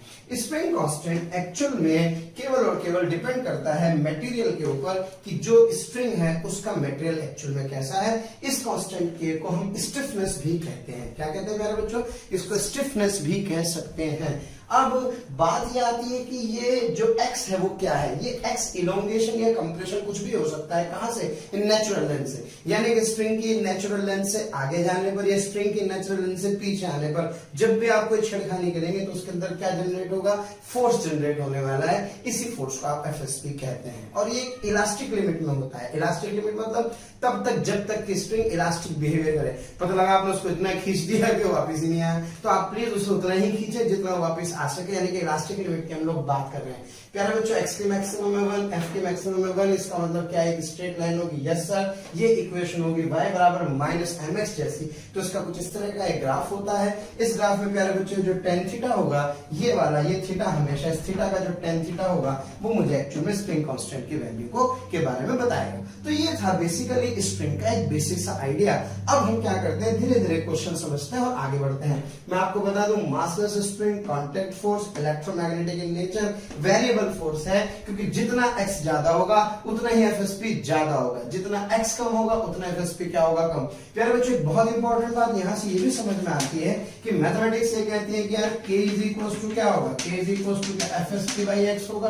अब ऐसा लग रहा है जैसे FSP का बढ़ने पर k बढ़ रहा होगा, नहीं, k कांस्टेंट है प्यारे बच्चों। अगर आपने x को बढ़ाया, यानी कि ध्यान से देखना, दोबारा बता रहा हूं, अगर x बढ़ा तो ऐसा लग रहा है जैसे k क्या हो रहा होगा, कम हो रहा होगा। एक्चुअल में ऐसा नहीं होता। एक्स के बढ़ने पर एफएस भी बढ़ जाता है, लेकिन के हमेशा क्या रहता है, कांस्टेंट। तो इसलिए के की वैल्यू आपको लग रहा है कि एक्स पे डिपेंड करती है, नहीं, के की वैल्यू एक्स पे डिपेंड नहीं करती है, क्योंकि एक्स और एफएसपी का रेशियो ही एक्चुअल में क्या कहलाता है, के कहलाता है। तो अगर आपने एक्स को बढ़ाया तो प्यारे बच्चों साथ ही साथ क्या बढ़ जाता है, एफएसपी बढ़ जाता है, लेकिन इसका रेशियो हमेशा क्या रहता है, कांस्टेंट। एग्जांपल के तौर पे 2/2 कितना हुआ, 1। आपने इसको कितना कर दिया, 4। इसको 4 किया तो ऊपर वाला भी कितना हो गया, 4, लेकिन ये रहा तो 1 ही ना। इसका मतलब जो के होगा वो हमेशा क्या रहता है, कांस्टेंट रहता है। आइए इसके ऊपर कुछ क्वेश्चंस करते हैं।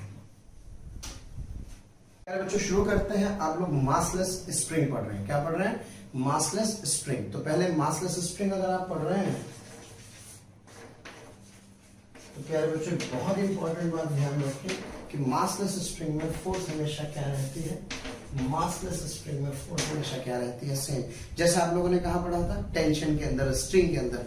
आपको याद होगा प्यारे बच्चों, अगर ये स्ट्रिंग है और स्ट्रिंग का मास कितना है, 0, तो इसके हर पॉइंट पर टेंशन क्या रहती है, सेम। यकीन ना हो तो क्या कर सकते थे, छोटा सा वीडियो बनाते हैं डीएम मास का, इस पर टेंशन T1, इस पर कितना कर देते हैं T2, इसका acceleration A, equation T1 minus T2 बराबर क्या लिखा था, डीएम इनटू एक्सेलरेशन या मास नहीं है तो T1 बराबर T2। Yes sir. तो इस मासलेस स्ट्रिंग के अंदर टेंशन क्या रहती है, सेम।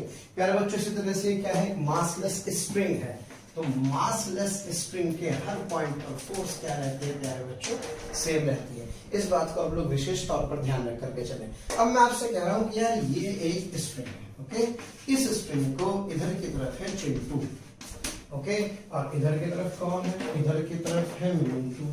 तो प्यारे बच्चों अगर चिंटू इस स्प्रिंग को पुल करता है x1 डायरेक्ट इधर की तरफ, और ये इसको पुल कितना करता है, x2, तो कहीं ना कहीं मिसकंसेप्शन रहता है लोगों को, उन्हें लगता है यार इसकी वजह से फोर्स कितना आएगा, kx1, और इसकी वजह से फोर्स कितना आएगा, kx2, जबकि एक्चुअल में सही नहीं होता।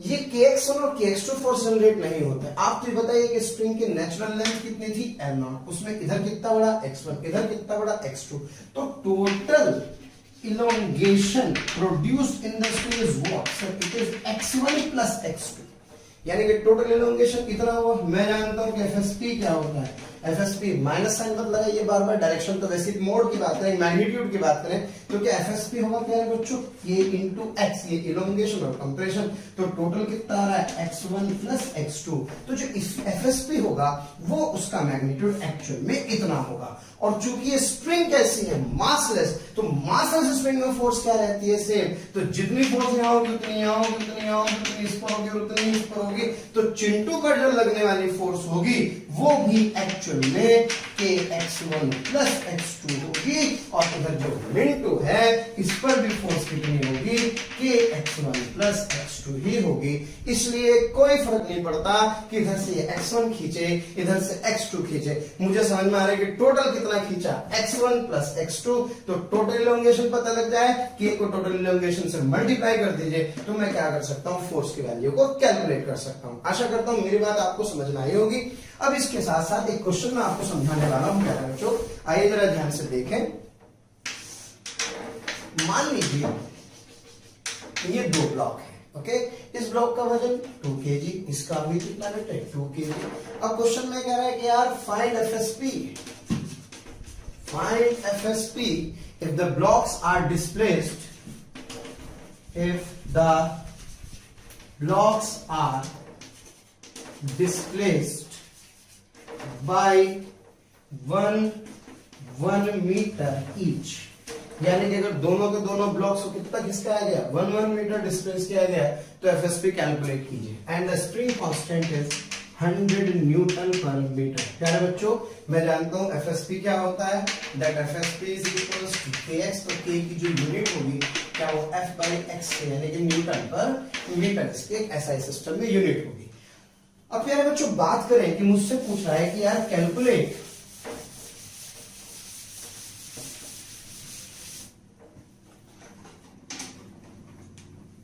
तो find the block if the blocks are displaced by 1 meter each. Okay, इसमें प्यारे बच्चों 3 पॉसिबिलिटी बन सकती है। इसमें जो पहली पॉसिबिलिटी है ध्यान दीजिए, पहली पॉसिबिलिटी में तो ये है कि आपने इस ब्लॉक को इधर की तरफ 1 मीटर डिस्प्लेस किया, इस वाले ब्लॉक को भी आती है इधर की तरफ 1 मीटर डिस्टेंस। तो टोटल इलोंगेशन कितना होगा सर? टोटल इलोंगेशन हुआ 2 मीटर, यानी कि that x is equals to 2 meter. तो प्यारे बच्चों एफएसपी कितना होगा सर? ये होगा k into 2, k की वैल्यू कितनी थी 100, यानी कि 100 into 2 से it comes out to be 200 newton. तो प्यारे बच्चों इस स्प्रिंग के अंदर 200 न्यूटन का फोर्स है, और मैं जानता हूं क्या ये नेचुरल लेंथ से इलोंगेटेड है, तो इन पॉइंट्स पर जो फोर्सेस की एक्चुअल में डायरेक्शन होगी, इस पर एफएसपी इधर होगा और इस पर प्यारे बच्चों एफएसपी इधर होगा। क्या मेरी बात क्लियर है? इसके अंदर दूसरा केस बन सकता है कि जो स्प्रिंग है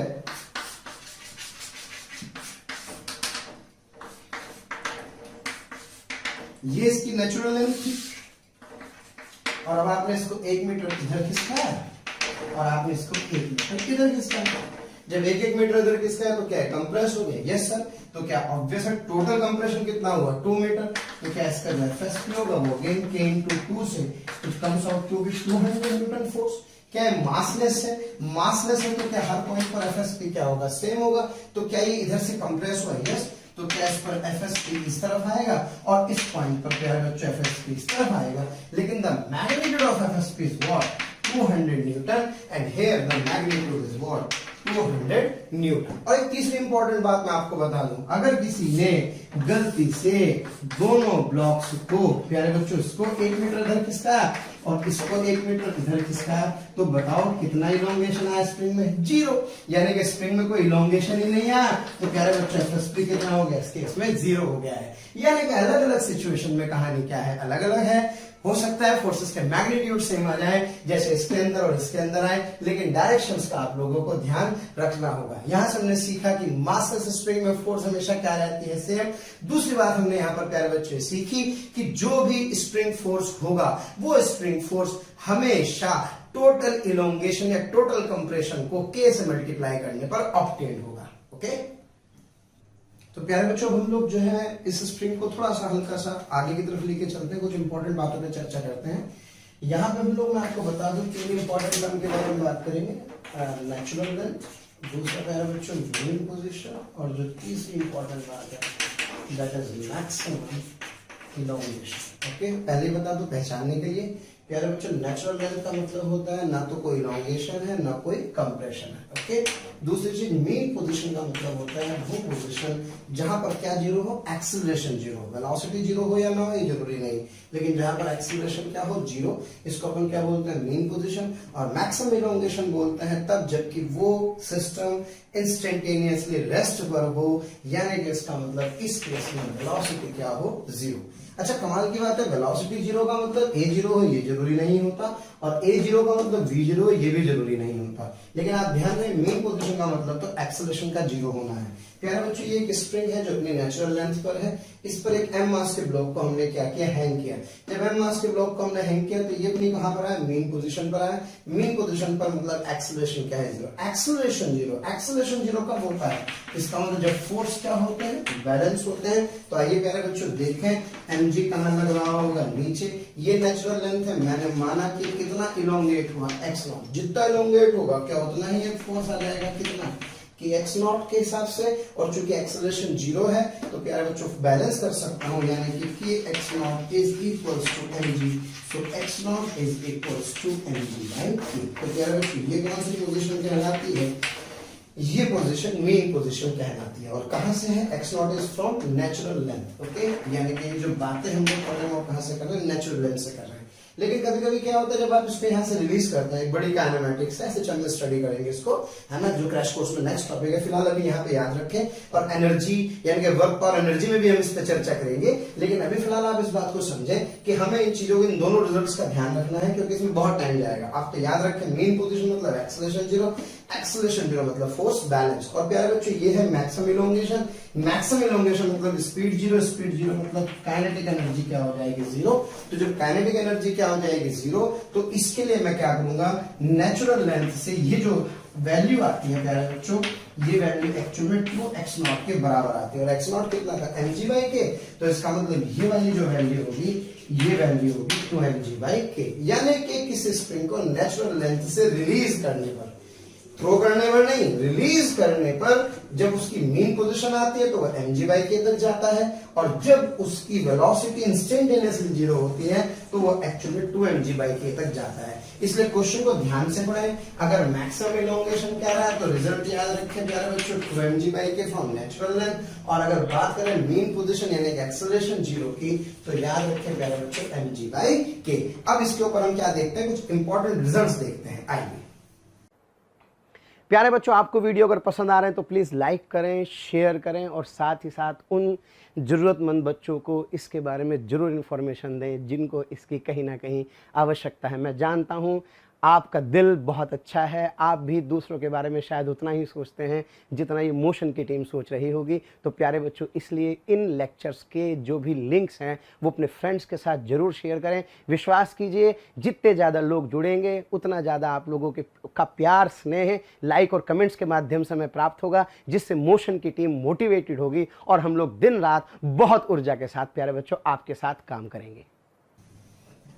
तो प्यारे बच्चों, हम लोग क्या कर रहे हैं, कुछ स्ट्रिंग से रिलेटेड प्रॉब्लम्स करने वाले हैं और हम लोग स्ट्रिंग की हेल्प लेंगे। ओके, ये कैसे स्ट्रिंग है सर? ये मासलेस स्ट्रिंग है, और मासलेस स्ट्रिंग में प्यारे बच्चों जो टेंशन है वो mg, यानी कि क्या इसका मतलब इस सिचुएशन में प्यारे बच्चों टेंशन mg के बराबर है, और यह पूरी की पूरी रस्सी में टेंशन क्या रहती है, इससे। अब मैंने क्या किया, इस स्ट्रिंग को एक स्ट्रिंग से रिप्लेस किया। ओके, और इस स्ट्रिंग को रिप्लेस करके मैंने यहाँ पे रोक दिया। अब रोक दिया मतलब v क्या है, 0, और चूंकि बहुत देर तक v 0 है तो इसका मतलब ये एक्चुअल में इसका मैक्सिमम इलोंगेशन नहीं है, बल्कि ये इसकी मीन पोजीशन नहीं है। क्योंकि अगर कोई बॉडी बहुत देर तक एक पोजीशन पर रेस्ट पर है, इसका मतलब उसका एक्सेलरेशन क्या है, 0। क्या मेरी बात क्लियर है? तो ये इसकी मीन पोजीशन भी है, और मीन पोजीशन पर पार्टिकल रेस्ट पर है। आप चैप्टर को जब पढ़ते हैं तो उसके अंदर एक्चुअल में मिनी सिचुएशंस को देखते हैं। पहले मीन पोजीशन पर ला करके बॉडी को रोक देते हैं, फिर उसके बाद हम क्या करते हैं, उसको फर्दर डिस्प्लेस करते हैं। तो यहाँ इस क्वेश्चन के अंदर ये पार्टिकल को मैंने यहाँ ऐसे स्लोली नीचे की तरफ लाया, तो जब यहाँ पे इसका v 0 था, a भी 0 है। अपने को ध्यान रखना है ये कौन सी पोजीशन है, मीन पोजीशन। मीन पोजीशन होंगे तो फोर्सेस क्या होंगे, बैलेंस। लेकिन अगर मुझे एक बात बताइए, mg कहाँ लग रहा है, नीचे, fsp कहाँ लग रहा होगा, ऊपर। क्या ये fsp किसके बराबर है, kx0 के। चूंकि एक्सेलरेशन 0 है तो क्या फोर्सेस बैलेंस होंगे। मासलेस स्ट्रिंग में हर पॉइंट पर fsp क्या रहता है, सेम रहता है। और क्या इस समय fsp की वैल्यू किसके बराबर है, mg की। तो जैसे यहाँ टेंशन mg के बराबर थी, ऐसे यहाँ fsp भी किसके बराबर है, mg की। यानी कि इसका मतलब पूरे स्ट्रिंग में जो फोर्स है वो क्या है, mg ही होगा। But the difference is what, string की लेंथ चेंज नहीं होती, जबकि स्ट्रिंग की लेंथ थोड़ी सी क्या हो जाती है, चेंज हो जाती है। Are you getting my point? लेकिन अगर इस इंस्टेंट पर ब्लॉक एक्सेलरेशन कितना है, 0, ये मेन पोजीशन पर है, तो इसका मतलब ये हुआ कि इस पे जो फोर्सेस होंगे सब जगह सेम होंगे और वो इसके बराबर होंगे। तो इसका मतलब जब एफएसपी mg के बराबर है तो डरने की जरूरत नहीं। यानी कि मैं कह सकता हूं कि that massless string can be replaced by a massless string। यानी कि इसका मतलब आप इस स्ट्रिंग को किससे रिप्लेस कर सकते हैं, इस स्ट्रिंग से रिप्लेस कर सकते हैं। और अब मुझे लगता है शायद प्रॉब्लम में कोई दिक्कत आने वाली नहीं है। यानी कि आपको अगर कहीं दिख रहा है यार ये स्ट्रिंग परेशान कर रहा है, तो सीधे सीधे क्या बना दो, स्ट्रिंग बना दो। स्ट्रिंग के अंदर क्या कैलकुलेट कर दो, टेंशन। तो स्ट्रिंग के अंदर जो टेंशन आएगी ऑब्वियसली वही क्या होगा, वही इसका आंसर होगा। क्या कह रहे हो बच्चों, मेरी बात समझ में आ रही है? यानी कि इसका मतलब सर आप ये कहना चाहते हैं कि अगर मैं आपसे कहूं प्यारे बच्चों ये रस्सी और रस्सी के साथ स्ट्रिंग मैंने कनेक्ट कर दिया और मैंने कहा यार एक काम करते हैं, बात एक ही है, सबके सब क्या है, मासलेस है। मैंने कहा कि ब्लॉक का मास कितना है, 5 kg। तो कह रहा है calculate the tension in the string. तो अगर आपने इसके अंदर टेंशन कैलकुलेट करनी है तो 5g कहाँ लग रहा है, नीचे की तरफ। घबराने की जरूरत नहीं है। इस स्ट्रिंग को आप किससे रिप्लेस कर सकते हैं, स्ट्रिंग से। तो अगर ये पूरी स्ट्रिंग होगी तो इसके अंदर भी क्या टेंशन ही तो जनरेट होगी, 5 यानी कि 50 के बराबर आ जाएगा। तो ये भी क्या होगा, 50। यानी कि इसका मतलब जो टेंशन या जो एफएसपी होगा, this FSP is equals to 50 newton. तो प्यारे बच्चों कहने का मतलब केवल इतना सा है कि आपको अगर एफएसपी निकालना है, क्या निकालना है, एफएसपी। तो जो टेंशन की वैल्यू होगी ना, वही वैल्यू एक्चुअल में किसकी होगी, एफएसपी की होगी। इसलिए आप सीधे सीधे स्ट्रिंग को किससे रिप्लेस करो, स्ट्रिंग से रिप्लेस करो, और स्ट्रिंग से रिप्लेस करो और जो टेंशन इसके अंदर आएगी वो अपना काम चला लेगी। मान लो मैं आपसे कहूं कि भाई ये इस तरह से दो मासलेस स्प्रिंग आपने आपस में कनेक्ट कर दिए। माना वजन कितना है बेटे, 5 kg वेट है। तो अगर ये मासलेस स्प्रिंग होते तो क्या फोर्स पूरे में क्या रहेगा, सेम रहेगा। तो सर इसका मतलब एक काम करो, आप इसको किससे रिप्लेस कर दो, स्ट्रिंग से रिप्लेस कर दो। क्या बेटे यहाँ 50 लगना होगा, यस सर। तो टेंशन कितने आएगी सर, यहाँ भी 50 आएगी, यहाँ भी टेंशन कितनी आएगी, 50 आएगी। तो सर इसका मतलब इसमें जो FSP होगा क्या प्यारे बच्चों वो भी 50 न्यूटन होगा, और क्या इसमें FSP होगा क्या वो भी 50 न्यूटन ही होगा। इसका मतलब पूरे में FSP कितना होगा, 50 न्यूटन आ जाएगा। तो जितना आपको याद है आप स्प्रिंग बैलेंस के क्वेश्चंस करते हैं जिसमें वेट मेजरमेंट निकालना होता है, तो उन क्वेश्चंस के अंदर आपको कुछ नहीं करना है, स्प्रिंग को किससे रिप्लेस कर देना है, स्ट्रिंग से। और जो स्ट्रिंग के अंदर टेंशन आएगी वही क्या होगी, उसकी रीडिंग होगी। आइए करते हैं इसके ऊपर कुछ सवाल। तो प्यारे बच्चों अब जो है किस्मत खुलने वाली है, जैकपॉट लगने वाले हैं। जितने डाउट्स आते थे सारे के सारे यहाँ पे क्लियर होने वाले हैं। वाह, स्प्रिंग को किससे रिप्लेस कर दिया, स्ट्रिंग से। अगर स्प्रिंग को स्ट्रिंग से रिप्लेस कर दिया तो क्या ये एक सिंपल सा सवाल, यस सर। क्या बेटे 10G मतलब 100 हो जाएगा। तो क्या इसके अंदर टेंशन 100 आ जाएगी, क्या इसके अंदर टेंशन 100 आ जाएगी, और ये टेंशन FSP के बराबर होगी। तो प्यारे बच्चों इसका मतलब इसके अंदर आने वाला जो फोर्स होगा वो भी कितना होगा सर, वो भी 100 न्यूटन होगा। तो बेटा स्प्रिंग जो ये बैलेंस ये रीडिंग क्या देता है, ये वेट रीडिंग देता है। तो वेट की रीडिंग देगा तो इसकी जो रीडिंग होगी वो पड़ेगा 10 kg वेट, क्योंकि मम्मी जी को तो कन्वर्ट करना आता नहीं होगा, वो तो 10 kg पड़ेगी ना।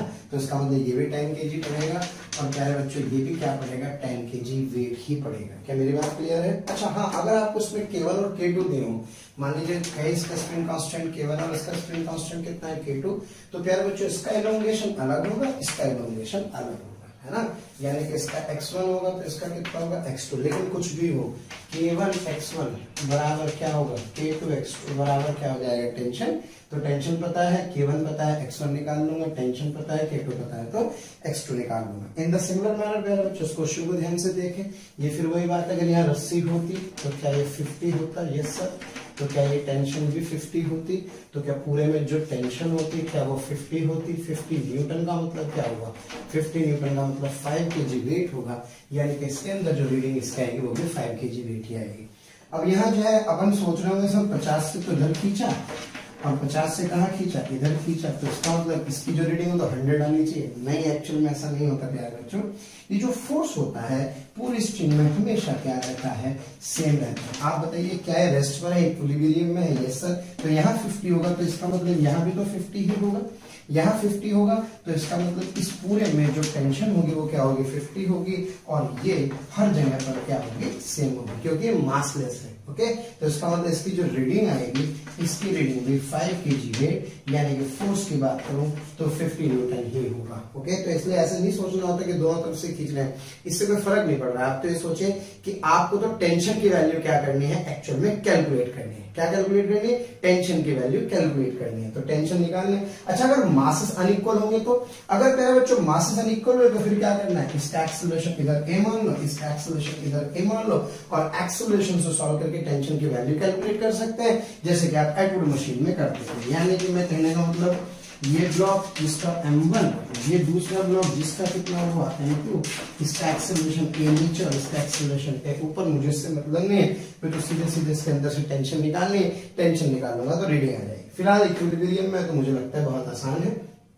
प्यारे बच्चों ये 2 kg का ब्लॉक है, तो इसका मतलब सर मैं जानता हूँ अगर ये यहाँ पर इधर की तरफ क्या 2g sin थीटा होगा, यस सर। थीटा की वैल्यू जो भी आपको दी होगी तो 2g sin थीटा इतनी ही टेंशन आ जाएगी, तो इसकी रीडिंग क्या होगी, इसकी रीडिंग भी 2g sin थीटा ही होगी। तो इन सब एग्जांपल से हम ये समझ रहे हैं कि आप सीधे सीधे स्ट्रिंग को किससे रिप्लेस करें, स्ट्रिंग से रिप्लेस करें। स्ट्रिंग के अंदर जो टेंशन की वैल्यू आती वो आप कैलकुलेट कर लेंगे, तो उतना ही आपका स्प्रिंग फोर्स एक्चुअल में होगा। के दिया होगा तो एक्स निकाल सकते हैं, एक्स पता होगा तो आप के निकाल सकते हैं, लेकिन फोर्स तो हमेशा किसके बराबर होगा प्यारे बच्चों, टेंशन के बराबर ही होगा। आइए इसके ऊपर कुछ अच्छे सवाल करते हैं।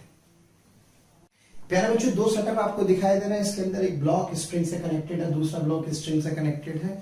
तो आपसे कह रहा है x1 x2 की रेशियो निकालिए। इसमें assumption ये माना गया है कि मेन पोजीशन पर आकर के सिस्टम को छोड़ दिया गया, तो अभी आराम से ऐसे ऐसे मूव कर रहा है, यानी कि स्प्रिंग के अंदर जितनी इलोंगेशन थी उतनी आ गई है। ओके, तो अब इसको सिंप्लीफाई करना है, सीधे सीधा मतलब ये टेंशन है, रस्सी को टेंशन से रिप्लेस कर स्ट्रिंग से रिप्लेस कर सकता हूँ। जितनी टेंशन इसमें होगी उतनी टेंशन क्या होगी प्यारे बच्चों इसमें होगी, और ये जो टेंशन होगी वही किसके बराबर होगी, वही FSP के बराबर होगी। और FSP क्या होता है, FSP होता है Kx, K की जगह K1 और उसमें जो इलोंगेशन है वो कितनी है x1। तो यहाँ से टेंशन किसके बराबर आ जाएगी, केवल x1 के, तो x1 निकाल लूंगा। अब टेंशन निकालने के लिए दो तरीके हैं प्यारे बच्चों, 2g क्या लग रहा होगा नीचे, 4g लग रहा होगा नीचे, इसका एक्सेलरेशन इधर, इसका एक्सेलरेशन इधर। एक इक्वेशन मेरे पास होगी 4g minus 3 is equals to 4a। दूसरी इक्वेशन मेरे पास होगी प्यारे बच्चों t माइनस 2g बराबर कितनी होगी 2a। यहाँ से मैंने क्या किया, सॉल्व किया, सॉल्व करके मेरे पास टेंशन का एक एक्सप्रेशन आ जाएगा, एक्सेलरेशन आ जाएगा, एक्सेलरेशन से टेंशन आ जाएगी, और टेंशन की वैल्यू के उसके बराबर रख के आंसर लिया होगा। लेकिन मैं कहता हूँ कि इसका एक बहुत आसान सा तरीका है कि आप याद रखें कि एटवुड मशीन आपने पढ़ी थी, तो एटवुड मशीन के अंदर जो टेंशन होती है उसका एक्सप्रेशन होता है प्यारे बच्चों 2m1m2 g upon m1 plus m2। पीछे वाला लेक्चर उठा के देखें तो आप डायरेक्ट टेंशन लिख सकते हैं। यहाँ से जो टेंशन होगी इसकी वैल्यू आ जाएगी 2 into m1 sir 2 into 4 into 10 divided by 2 plus 4। तो प्यारे बच्चों यहाँ आ गया 4 10 बाई कितना आ गया 6। तो यहाँ से टेंशन आ गई मेरे पास, और इसको मैं थोड़ा सा सिंप्लीफाई कर सकता हूँ प्यारे बच्चों, ये 2 ये 3, तो this is what, this is 80 by 3 Newton. और ये टेंशन एक्चुअल में किसके बराबर है, केवल x1 के बराबर आ जाएगी। इसी प्रकार जब इसको सॉल्व करेंगे तो इसको सॉल्व करेंगे, इसका एक्सेलरेशन प्यारे बच्चों कुछ इधर होगा, इसका इधर होगा। सिंप्लीफाई, कोई ऐसे नहीं सोचना कि ऐसे ऐसे ऑसिलेट नहीं कर रहा है, ये बस सिंपल ऐसे खींचा और खींच करके अब ऐसे जा रहा है। Are you getting my point, ऐसे कोई ऑसिलेशन नहीं हो रहे हैं। चलिए अब यहाँ से प्यारे बच्चों इसकी इक्वेशन लिखता हूँ। मुझे तो इतना पता है कि स्ट्रिंग को किससे रिप्लेस कर सकते हैं, स्ट्रिंग से, और इसके अंदर क्या निकाल लेंगे, tension T2, that T2 is equals to again 2m1 m2g, यानी कि 5 into 3 into 10 divided by 5 plus 3। तो यहाँ से that T2 is equals to, हाँ प्यारे बच्चों ये मेरे पास आ गया 10, तो यानी कि 300 divided by 8, यानी कि it comes out to be 150 by 4 and that is 75 by 2। तो ये मेरे पास T2 आ गया है, और इस T2 को क्या लिख सकता हूँ सर, ये जो भी टेंशन होगी क्या ये FSP के बराबर होगा। FSP क्या होता है, K2x2 होता है, so this is equals to K2x2।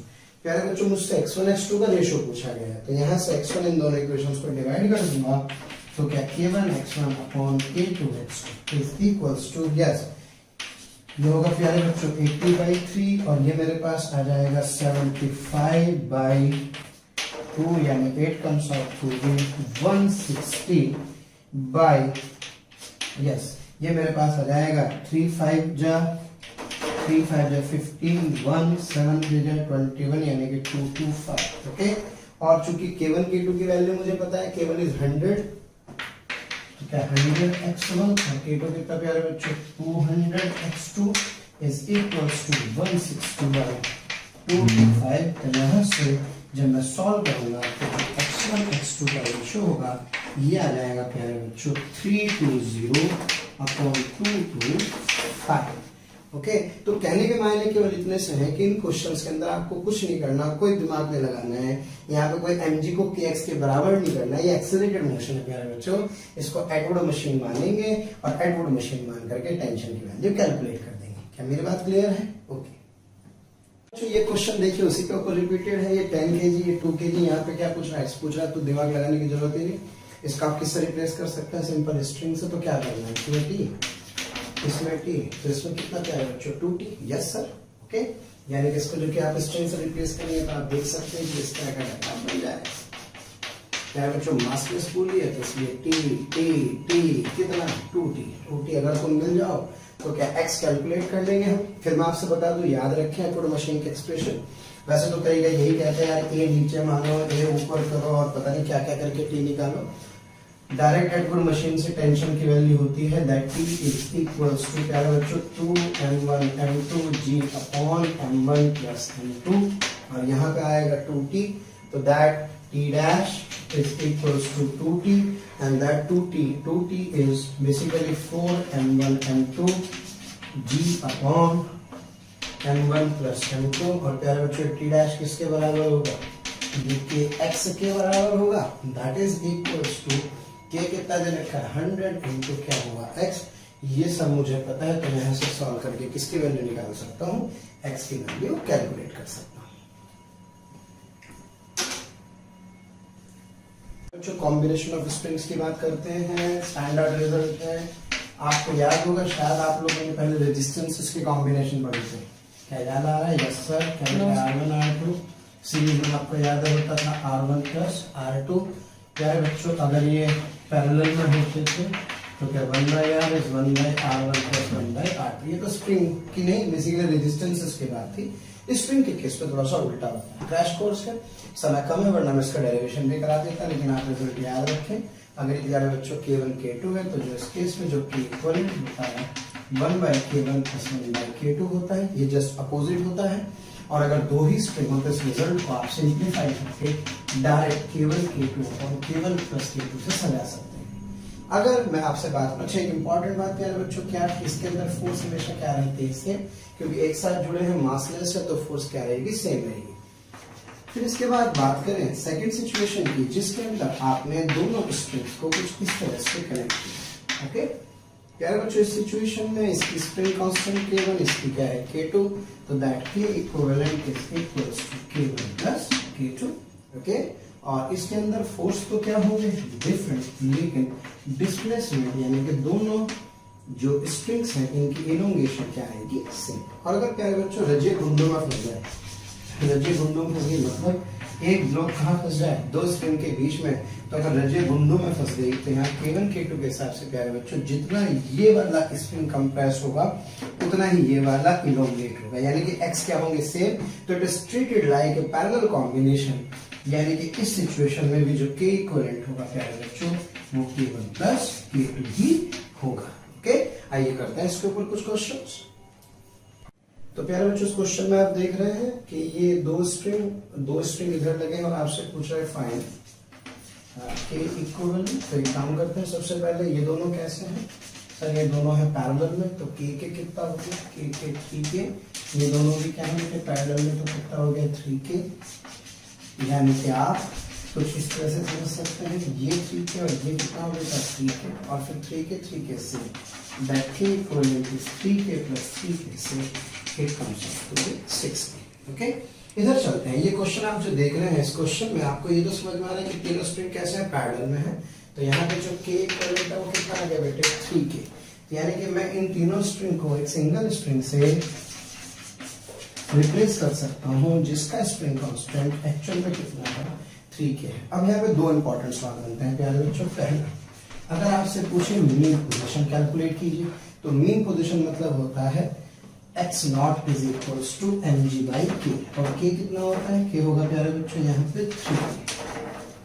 और अगर आपसे पूछे मैक्सिमम इलोंगेशन बताइए, मैक्सिमम इलोंगेशन है ना, मैंने आपको बताया था जो उसका डबल होता है, यानी कि जो आंसर होगा x नॉट डैश, यानी कि जिसे मैं x मैक्स कह सकता हूँ, this x max is equals to 2mg by 3K। Okay यानी कि इस जगह पर जाकर के A0 होगा, वो तो होगा x नॉट, और कितना अधिकतम नीचे तक जाएगा यानी कि वो भी 0 होगा, तो उस सिचुएशन में this x max is equals to 2mg by 3K। क्या मेरी बात क्लियर है? आगे बढ़ते हैं प्यारे बच्चों। नेक्स्ट टॉपिक है कटिंग ऑफ स्प्रिंग, और कटिंग ऑफ स्प्रिंग में एक इंपॉर्टेंट बात है, ध्यान रखें कि ये दो क्वेश्चंस अक्सर जो है स्प्रिंग से बनते हैं, एक कटिंग ऑफ स्प्रिंग और एक लेजीनेस ऑफ स्प्रिंग। ओके तो जितने मेहनत हम लोगों ने की है वो सारी की सारी मुझे लगता है शायद अब उसके फ्रूटफुल होने का समय है। यहां से आप कनेक्ट करेंगे प्यारे बच्चों, ये एक स्प्रिंग है। ओके ये एक स्प्रिंग की क्या प्यारे बच्चों नेचुरल लेंथ है, तो जो इसका स्प्रिंग कांस्टेंट होता है K, एक्सपेरिमेंटली ये देखा गया कि अगर दो सेम मटेरियल के स्प्रिंग लिए जाएं जिनकी लेंथ प्यारे बच्चों एक की है L01 और एक की है नेचुरल लेंथ L02। अभी मैं किसी इलोंगेशन या कंप्रेशन की बात नहीं कर रहा हूँ, इसके लेंथ है L01, इसके लेंथ है L02, और अभी मटेरियल भी क्या रखे जा रहे हैं the material is same. Okay, तो प्यारे बच्चों इस सिचुएशन में जिस स्प्रिंग के लेंथ ज्यादा होती है उसका एक कम होता है। Experimentally it is found that K inversely proportional to L, या प्रॉपर्टीज ऑफ मैटर इलास्टिसिटी के अंदर ये चीज समझते हैं। तो यहाँ पे L क्या है प्यारे बच्चों, L है इसकी नेचुरल लेंथ। यहां से साफ साफ पता लग रहा है इनवर्स रेशियो में है, यानी कि जो ग्राफ होगा प्यारे बच्चों एक हाइपरबोला होगा, यानी कि K का L नॉट के साथ, यानी कि जितनी लेंथ ज्यादा उतना K क्या होगा कम, यानी कि इस स्प्रिंग की चूंकि लेंथ ज्यादा है इसके मुकाबले, यानी कि L not two is greater than L not 1, तो जो इसका स्प्रिंग कांस्टेंट होगा K2 और इसका स्प्रिंग कांस्टेंट होगा K1, इसमें से प्यारे बच्चों K2 की वैल्यू छोटी होगी किससे, K1 से। इसी को इसकी स्टिफनेस भी बोलते हैं। अब इस बात को समझने के लिए कोशिश करते हैं। प्यारे बच्चों स्प्रिंग है जिसकी नेचुरल लेंथ मैंने कहा से है, इसको मैंने कट कर दिया। क्या कर दिया, कट, खींचा नहीं है, कंप्रेस नहीं किया, जस्ट क्या है कट किया है। कैसे कट किया है कि इसकी लेंथ L/3 और इसकी लेंथ कितनी हो गई 12/3, तो मेरे पास दो स्प्रिंग हुए, एक स्प्रिंग जिसकी लेंथ कितनी हुई L/3 और दूसरा क्या होगा 12/3। क्या इनकी लेंथ चेंज हो चुकी है, यस सर। तो क्या स्प्रिंग कांस्टेंट चेंज होंगे, यस सर। क्या इसकी लेंथ होगी 1/3, तो प्यारे बच्चों इसका स्प्रिंग कांस्टेंट कितना हो गया 3K, जबकि इसकी स्प्रिंग की लेंथ हो गई है 12/3, तो जो इसका स्प्रिंग कांस्टेंट हो गया है वो हो गया है 3K/2। तो इसका मतलब अगर इस स्प्रिंग का स्प्रिंग कांस्टेंट K रहा था तो इसका 3K हो गया, इसका 3K/2। अब इसको एक्चुअल में इसका बहुत अच्छा तरीका है मैथमेटिक्स से, छोटी सी K into L is equals to प्यारे बच्चों K1 L1, क्योंकि ये कांस्टेंट है, is equals to K2 L2 and so on. तो सबसे पहले इन दोनों को कंपेयर कर लीजिए, ये K ये L, यानी कि सब K into L। अब बताइए लेंथ कितनी होगी L/3, तो जब लेंथ कितनी होगी L/3 तो स्प्रिंग कांस्टेंट कितना K1, छम्मा छम्मा, तो क्या देखिए K1 की वैल्यू कितनी आ गई 3K आ गई। जबकि बात करें इस वाले के लिए क्या K into L, yes sir, और यहाँ पे बात करें तो क्या K2 into 2L/3, तो बेटे K2 की वैल्यू कितनी आ गई, K2 की वैल्यू आ गई 3K/2। ओके, तो इस तरह से मैं क्या कर सकता हूँ, स्प्रिंग को कट करने पर नया स्प्रिंग कांस्टेंट कैलकुलेट कर सकता हूँ। आइए इसके ऊपर और क्वेश्चंस करते हैं।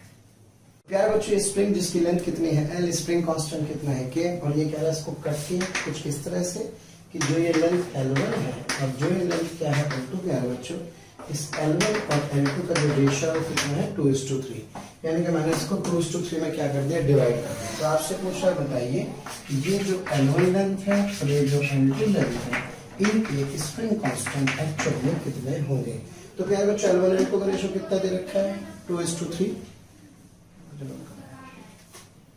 तो इसका स्प्रिंग कांस्टेंट कितना प्यारे बच्चों K2। मुझसे K1 और K2 के क्या पूछ रहा है, वैल्यूज पूछ रहा है, तो आपसे कह रहा है K1 और K2 की वैल्यू क्या कीजिए, कैलकुलेट। अब आपको K1 और K2 की वैल्यू कैलकुलेट करनी है, तो मुझे पता है यार L1 is to L2, इस प्यारे बच्चों कितना 2:3, तो इसका मतलब जो L1 होगा that L1 is equals to, प्यारे बच्चों इसका सम कितना होगा 2 + 3 5, खूब सारे ऐसे क्वेश्चन किए हैं। तो टोटल लेंथ कितनी है L, तो L लेंथ का कितना पार्ट, 2 पार्ट, जबकि टोटल कितने हैं 5, यानी कि इसका मतलब मेरे पास L1 की वैल्यू आ गई। अब मुझे प्यारे बच्चों L2 निकालनी है, तो L2 कितने पार्ट में है, सब 3 में, यानी कि L का कौन सा पार्ट 3, जबकि टोटल पार्ट्स कितने हैं 5, तो कुल मिलाकर के दिस इज 3 and 5। अगर तुम मिल जाओ L1 L2 तो क्या K1 K2 कैलकुलेट कर लेंगे हम। तो क्या प्यारे बच्चों ये K है ये L है, मैं जानता हूँ कि L बराबर K1 L1, प्यारे बच्चों K into L बराबर K1 into L1 कितना है 2L/5, छम्मा, तो यहाँ से जो K1 होगा प्यारे बच्चों वो 5K/2 आ जाएगा। और अगर मैं बात करूँ इसके लिए तो क्या K into L बराबर K2 into L2, यानी कि दिस इज 3L/5, तो प्यारे बच्चों यहाँ से जो मेरे पास K2 होगा this comes out to be 5K/3। इस तरह से मैं क्या कर सकता हूँ K1 K2 की वैल्यू कैलकुलेट कर सकता हूँ। 3L लेंथ का स्प्रिंग जिसका स्प्रिंग कांस्टेंट है 3K, कितना 3K। चलिए क्या बच्चों का यहाँ से इसको काटा मैंने कितने लेंथ में L बराबर लेंथ में, और बराबर लेंथ में काटने के बाद मैंने इसको कुछ इस तरह से एक अनमास्क ब्लॉक के साथ हैंग कर दिया है। अब मैं पूछ रहा हूँ आपसे कि maximum elongation x max calculate कीजिए। ओके, तो प्यारे बच्चों एक्स मैक्स कैलकुलेट करने का सर ने तरीका बताया था, जो मास होता है उसका डबल करके 12 के इक्वल कर देंगे तो आपके पास क्या एक्स मैक्स आ जाएगा। ये मैक्सिमम इलोंगेशन है। क्या है? Maximum elongation. और अगर मीन पोजीशन पूछे तो ये क्या होता है? मीन पोजीशन का मतलब होता है x naught is simply mg by K equivalent. तो मुझसे चूंकि एक्स मैक्स पूछा है तो सबसे पहला काम मुझे के इक्विवेलेंट निकालना होगा। अब के इक्विवेलेंट निकालने के लिए प्यारे बच्चों 3 भागों में इसको ब्रेक किया। ये L L L L L L L L L यानी कि इसका मतलब क्या 3k into 3l is equals to, yes, इसका स्प्रिंग कांस्टेंट कितना? k1, that is equals to k1 into l, so that k1 is equals to 9k। प्यारे बच्चों identical है तो ये भी कितना होगा 9k और ये भी कितना होगा 9k। तो इसका मतलब मेरे पास ये जो स्ट्रिंग्स आए हैं इनके स्प्रिंग कांस्टेंट 9k और 9k हो जाएंगे। मैं जानता हूँ तीनों पैरेलल में है, जब तीनों पैरेलल में होंगे तो जो इसका के इक्विवेलेंट होगा वो 9k से प्यारे बच्चों कुल मिलाकर के कम्स आउट टू 27k। यानी कि this system can be replaced by a single string with k equivalent 27k, mass कितना है m। तो आपसे पूछा है x मैक्स, तो k इक्विवेलेंट की वैल्यू पुट कर दीजिए। So this x max is equals to 2mg divided by 27। Okay प्यारे बच्चों, अब हम लोग पढ़ने वाले हैं बहुत important concept, that is laziness of string. प्यारे बच्चों this is called as laziness of string. Actual में जो स्ट्रिंग होता है वो रिएक्ट करने में थोड़ा सा क्या लेता है? टाइम। इस बात को मैसेज कीजिए, एग्जांपल से समझते हैं प्यारे बच्चों। अगर मान लीजिए मैं आपसे कहूं कि ये एक ब्लॉक है जिसका मास है m, इसके साथ ये एक दूसरी स्ट्रिंग कनेक्टेड है जिस पर है मास 2। ओके, अब प्यारे बच्चों बात करें तो इस पर क्या लग रहा होगा? 2mg इधर लग रहा होगा, टेंशन इधर लग रही होगी, इस पर ये टेंशन T1 ही रहेगी, इस पर ये mg ही होगा और यहाँ पर इसमें टेंशन कितनी आ जाएगी? T2। तो जब आप इन फोर्सेस को देखेंगे तो ब्लॉक ए और ब्लॉक बी का अगर आप एफबीडी बनाएंगे तो ब्लॉक ए का एफबीडी में क्या है बच्चों? T1 इधर, 2mg नीचे, और जब ऊपर वाले ब्लॉक की बात करें तो T2 ऊपर और mg के साथ साथ क्या है बच्चों? T1 नीचे। T1 चूंकि 2mg के बराबर है तो that T1 is equals to 2mg, और यहाँ पे भी कितना रख देंगे? 2mg, तो जो T2 होगा वो कितना होगा? 3mg।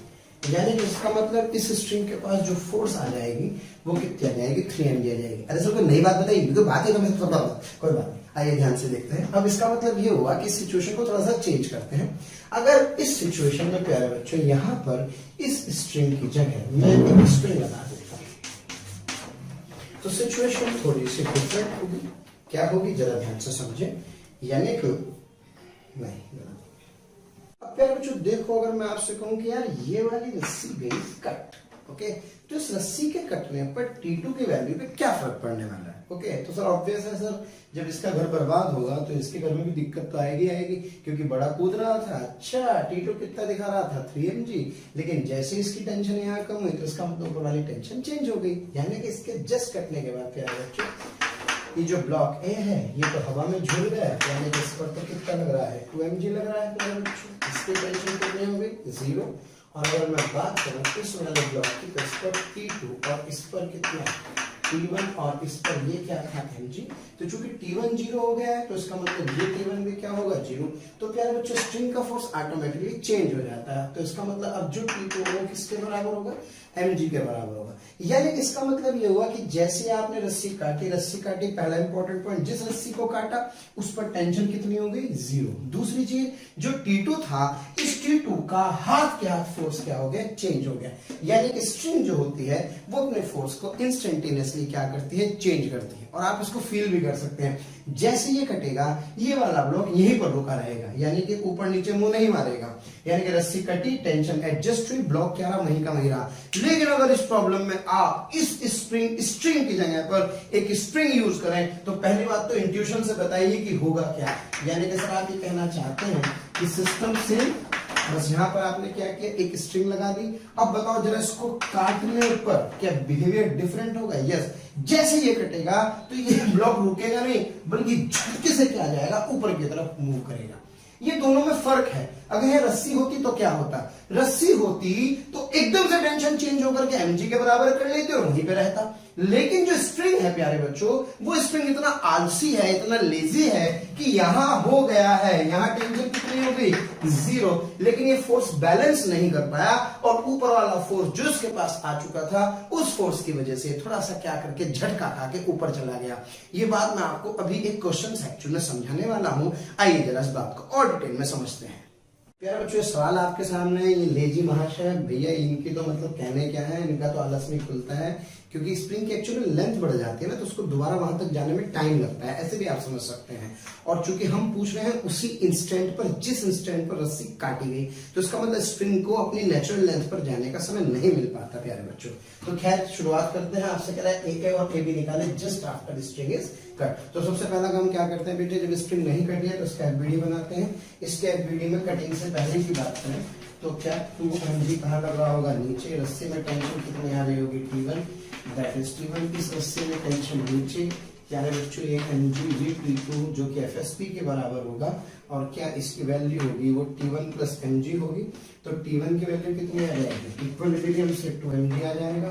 जब इस वाले ब्लॉक की बात करूंगा तो इस वाले ब्लॉक पर ऊपर की तरफ लग रहा है T2, साथ ही साथ mg, और ये वाला फोर्स जो T1 है that T1 is equals to 2mg, तो इसके पास कितना आ गया, इसके पास आ गया 3mg। ओके, क्या मेरी बात क्लियर है प्यारे बच्चों? Yes sir. जैसे आपने किसको काटा, स्ट्रिंग को काटा, तो प्यारे बच्चों स्ट्रिंग को काटने पर स्ट्रिंग फोर्स चेंज नहीं होता। स्ट्रिंग को काटने पर स्ट्रिंग फोर्स इंस्टेंटेनियसली चेंज नहीं होता, क्योंकि स्प्रिंग लेजी है, इसकी लेंथ ऑलरेडी बढ़ चुकी है।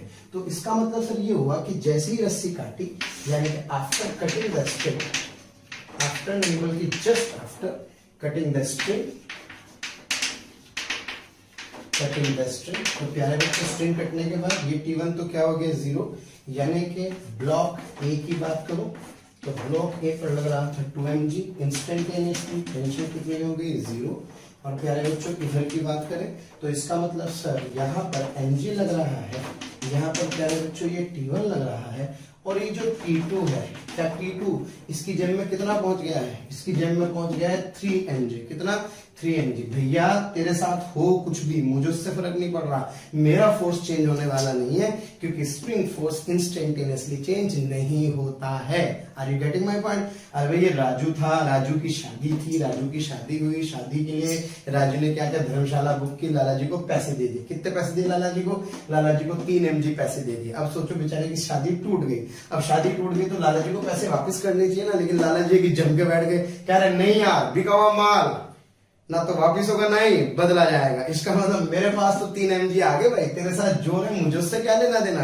तो ये बेचारा गिड़गिड़ाता रहा, लेकिन कुछ नहीं हुआ, क्योंकि स्प्रिंग फोर्स एक्चुअल में इंस्टेंटेनियसली चेंज नहीं होता है। तो प्यारे बच्चों T1 कितना हुआ 0, यहाँ पे T1 भी कितना हुआ 0, होना तो चाहिए था यहाँ भी mg, लेकिन स्प्रिंग फोर्स चेंज नहीं होता है। बार बार मैं आपको कह रहा हूँ, तो ये फोर्स कितनी रही, 3mg रही।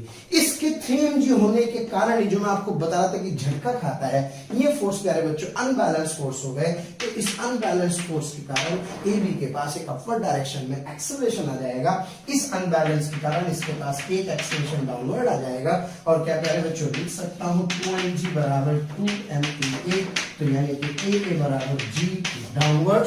और अगर मैं इसकी बात करूं तो इस सिचुएशन में प्यारे बच्चों इसकी इक्वेशन लिख सकता हूं 3mg minus mg is equals to प्यारे बच्चों m इंटू AB, यानी कि this AB is equals to 2g upwards, यानी कि ये वाला ब्लॉक झटके के साथ क्या जाएगा, 2g एक्सेलरेशन से ऊपर जाएगा, क्योंकि स्प्रिंग फोर्स अपनी वैल्यू को चेंज नहीं कर पा रहा है। एक क्वेश्चन से बिल्कुल कंसेप्ट क्लियर होने वाला है। आइए प्यारे बच्चों, अगर आपको लेक्चर पसंद आ रहे हैं और मैं आपसे कहता हूं कि आपको लग रहा है कि ये टॉपिक भी सर से ही पढ़ना है और आप उसके लिए कोई आपकी क्यूरी है या कोई भी आपका किसी भी तरह का प्रॉब्लम है, तो आप इस टोल फ्री नंबर पर संपर्क कर सकते हैं। टोल फ्री नंबर है 18002121 799 1800212799 1821 799 18002121 799।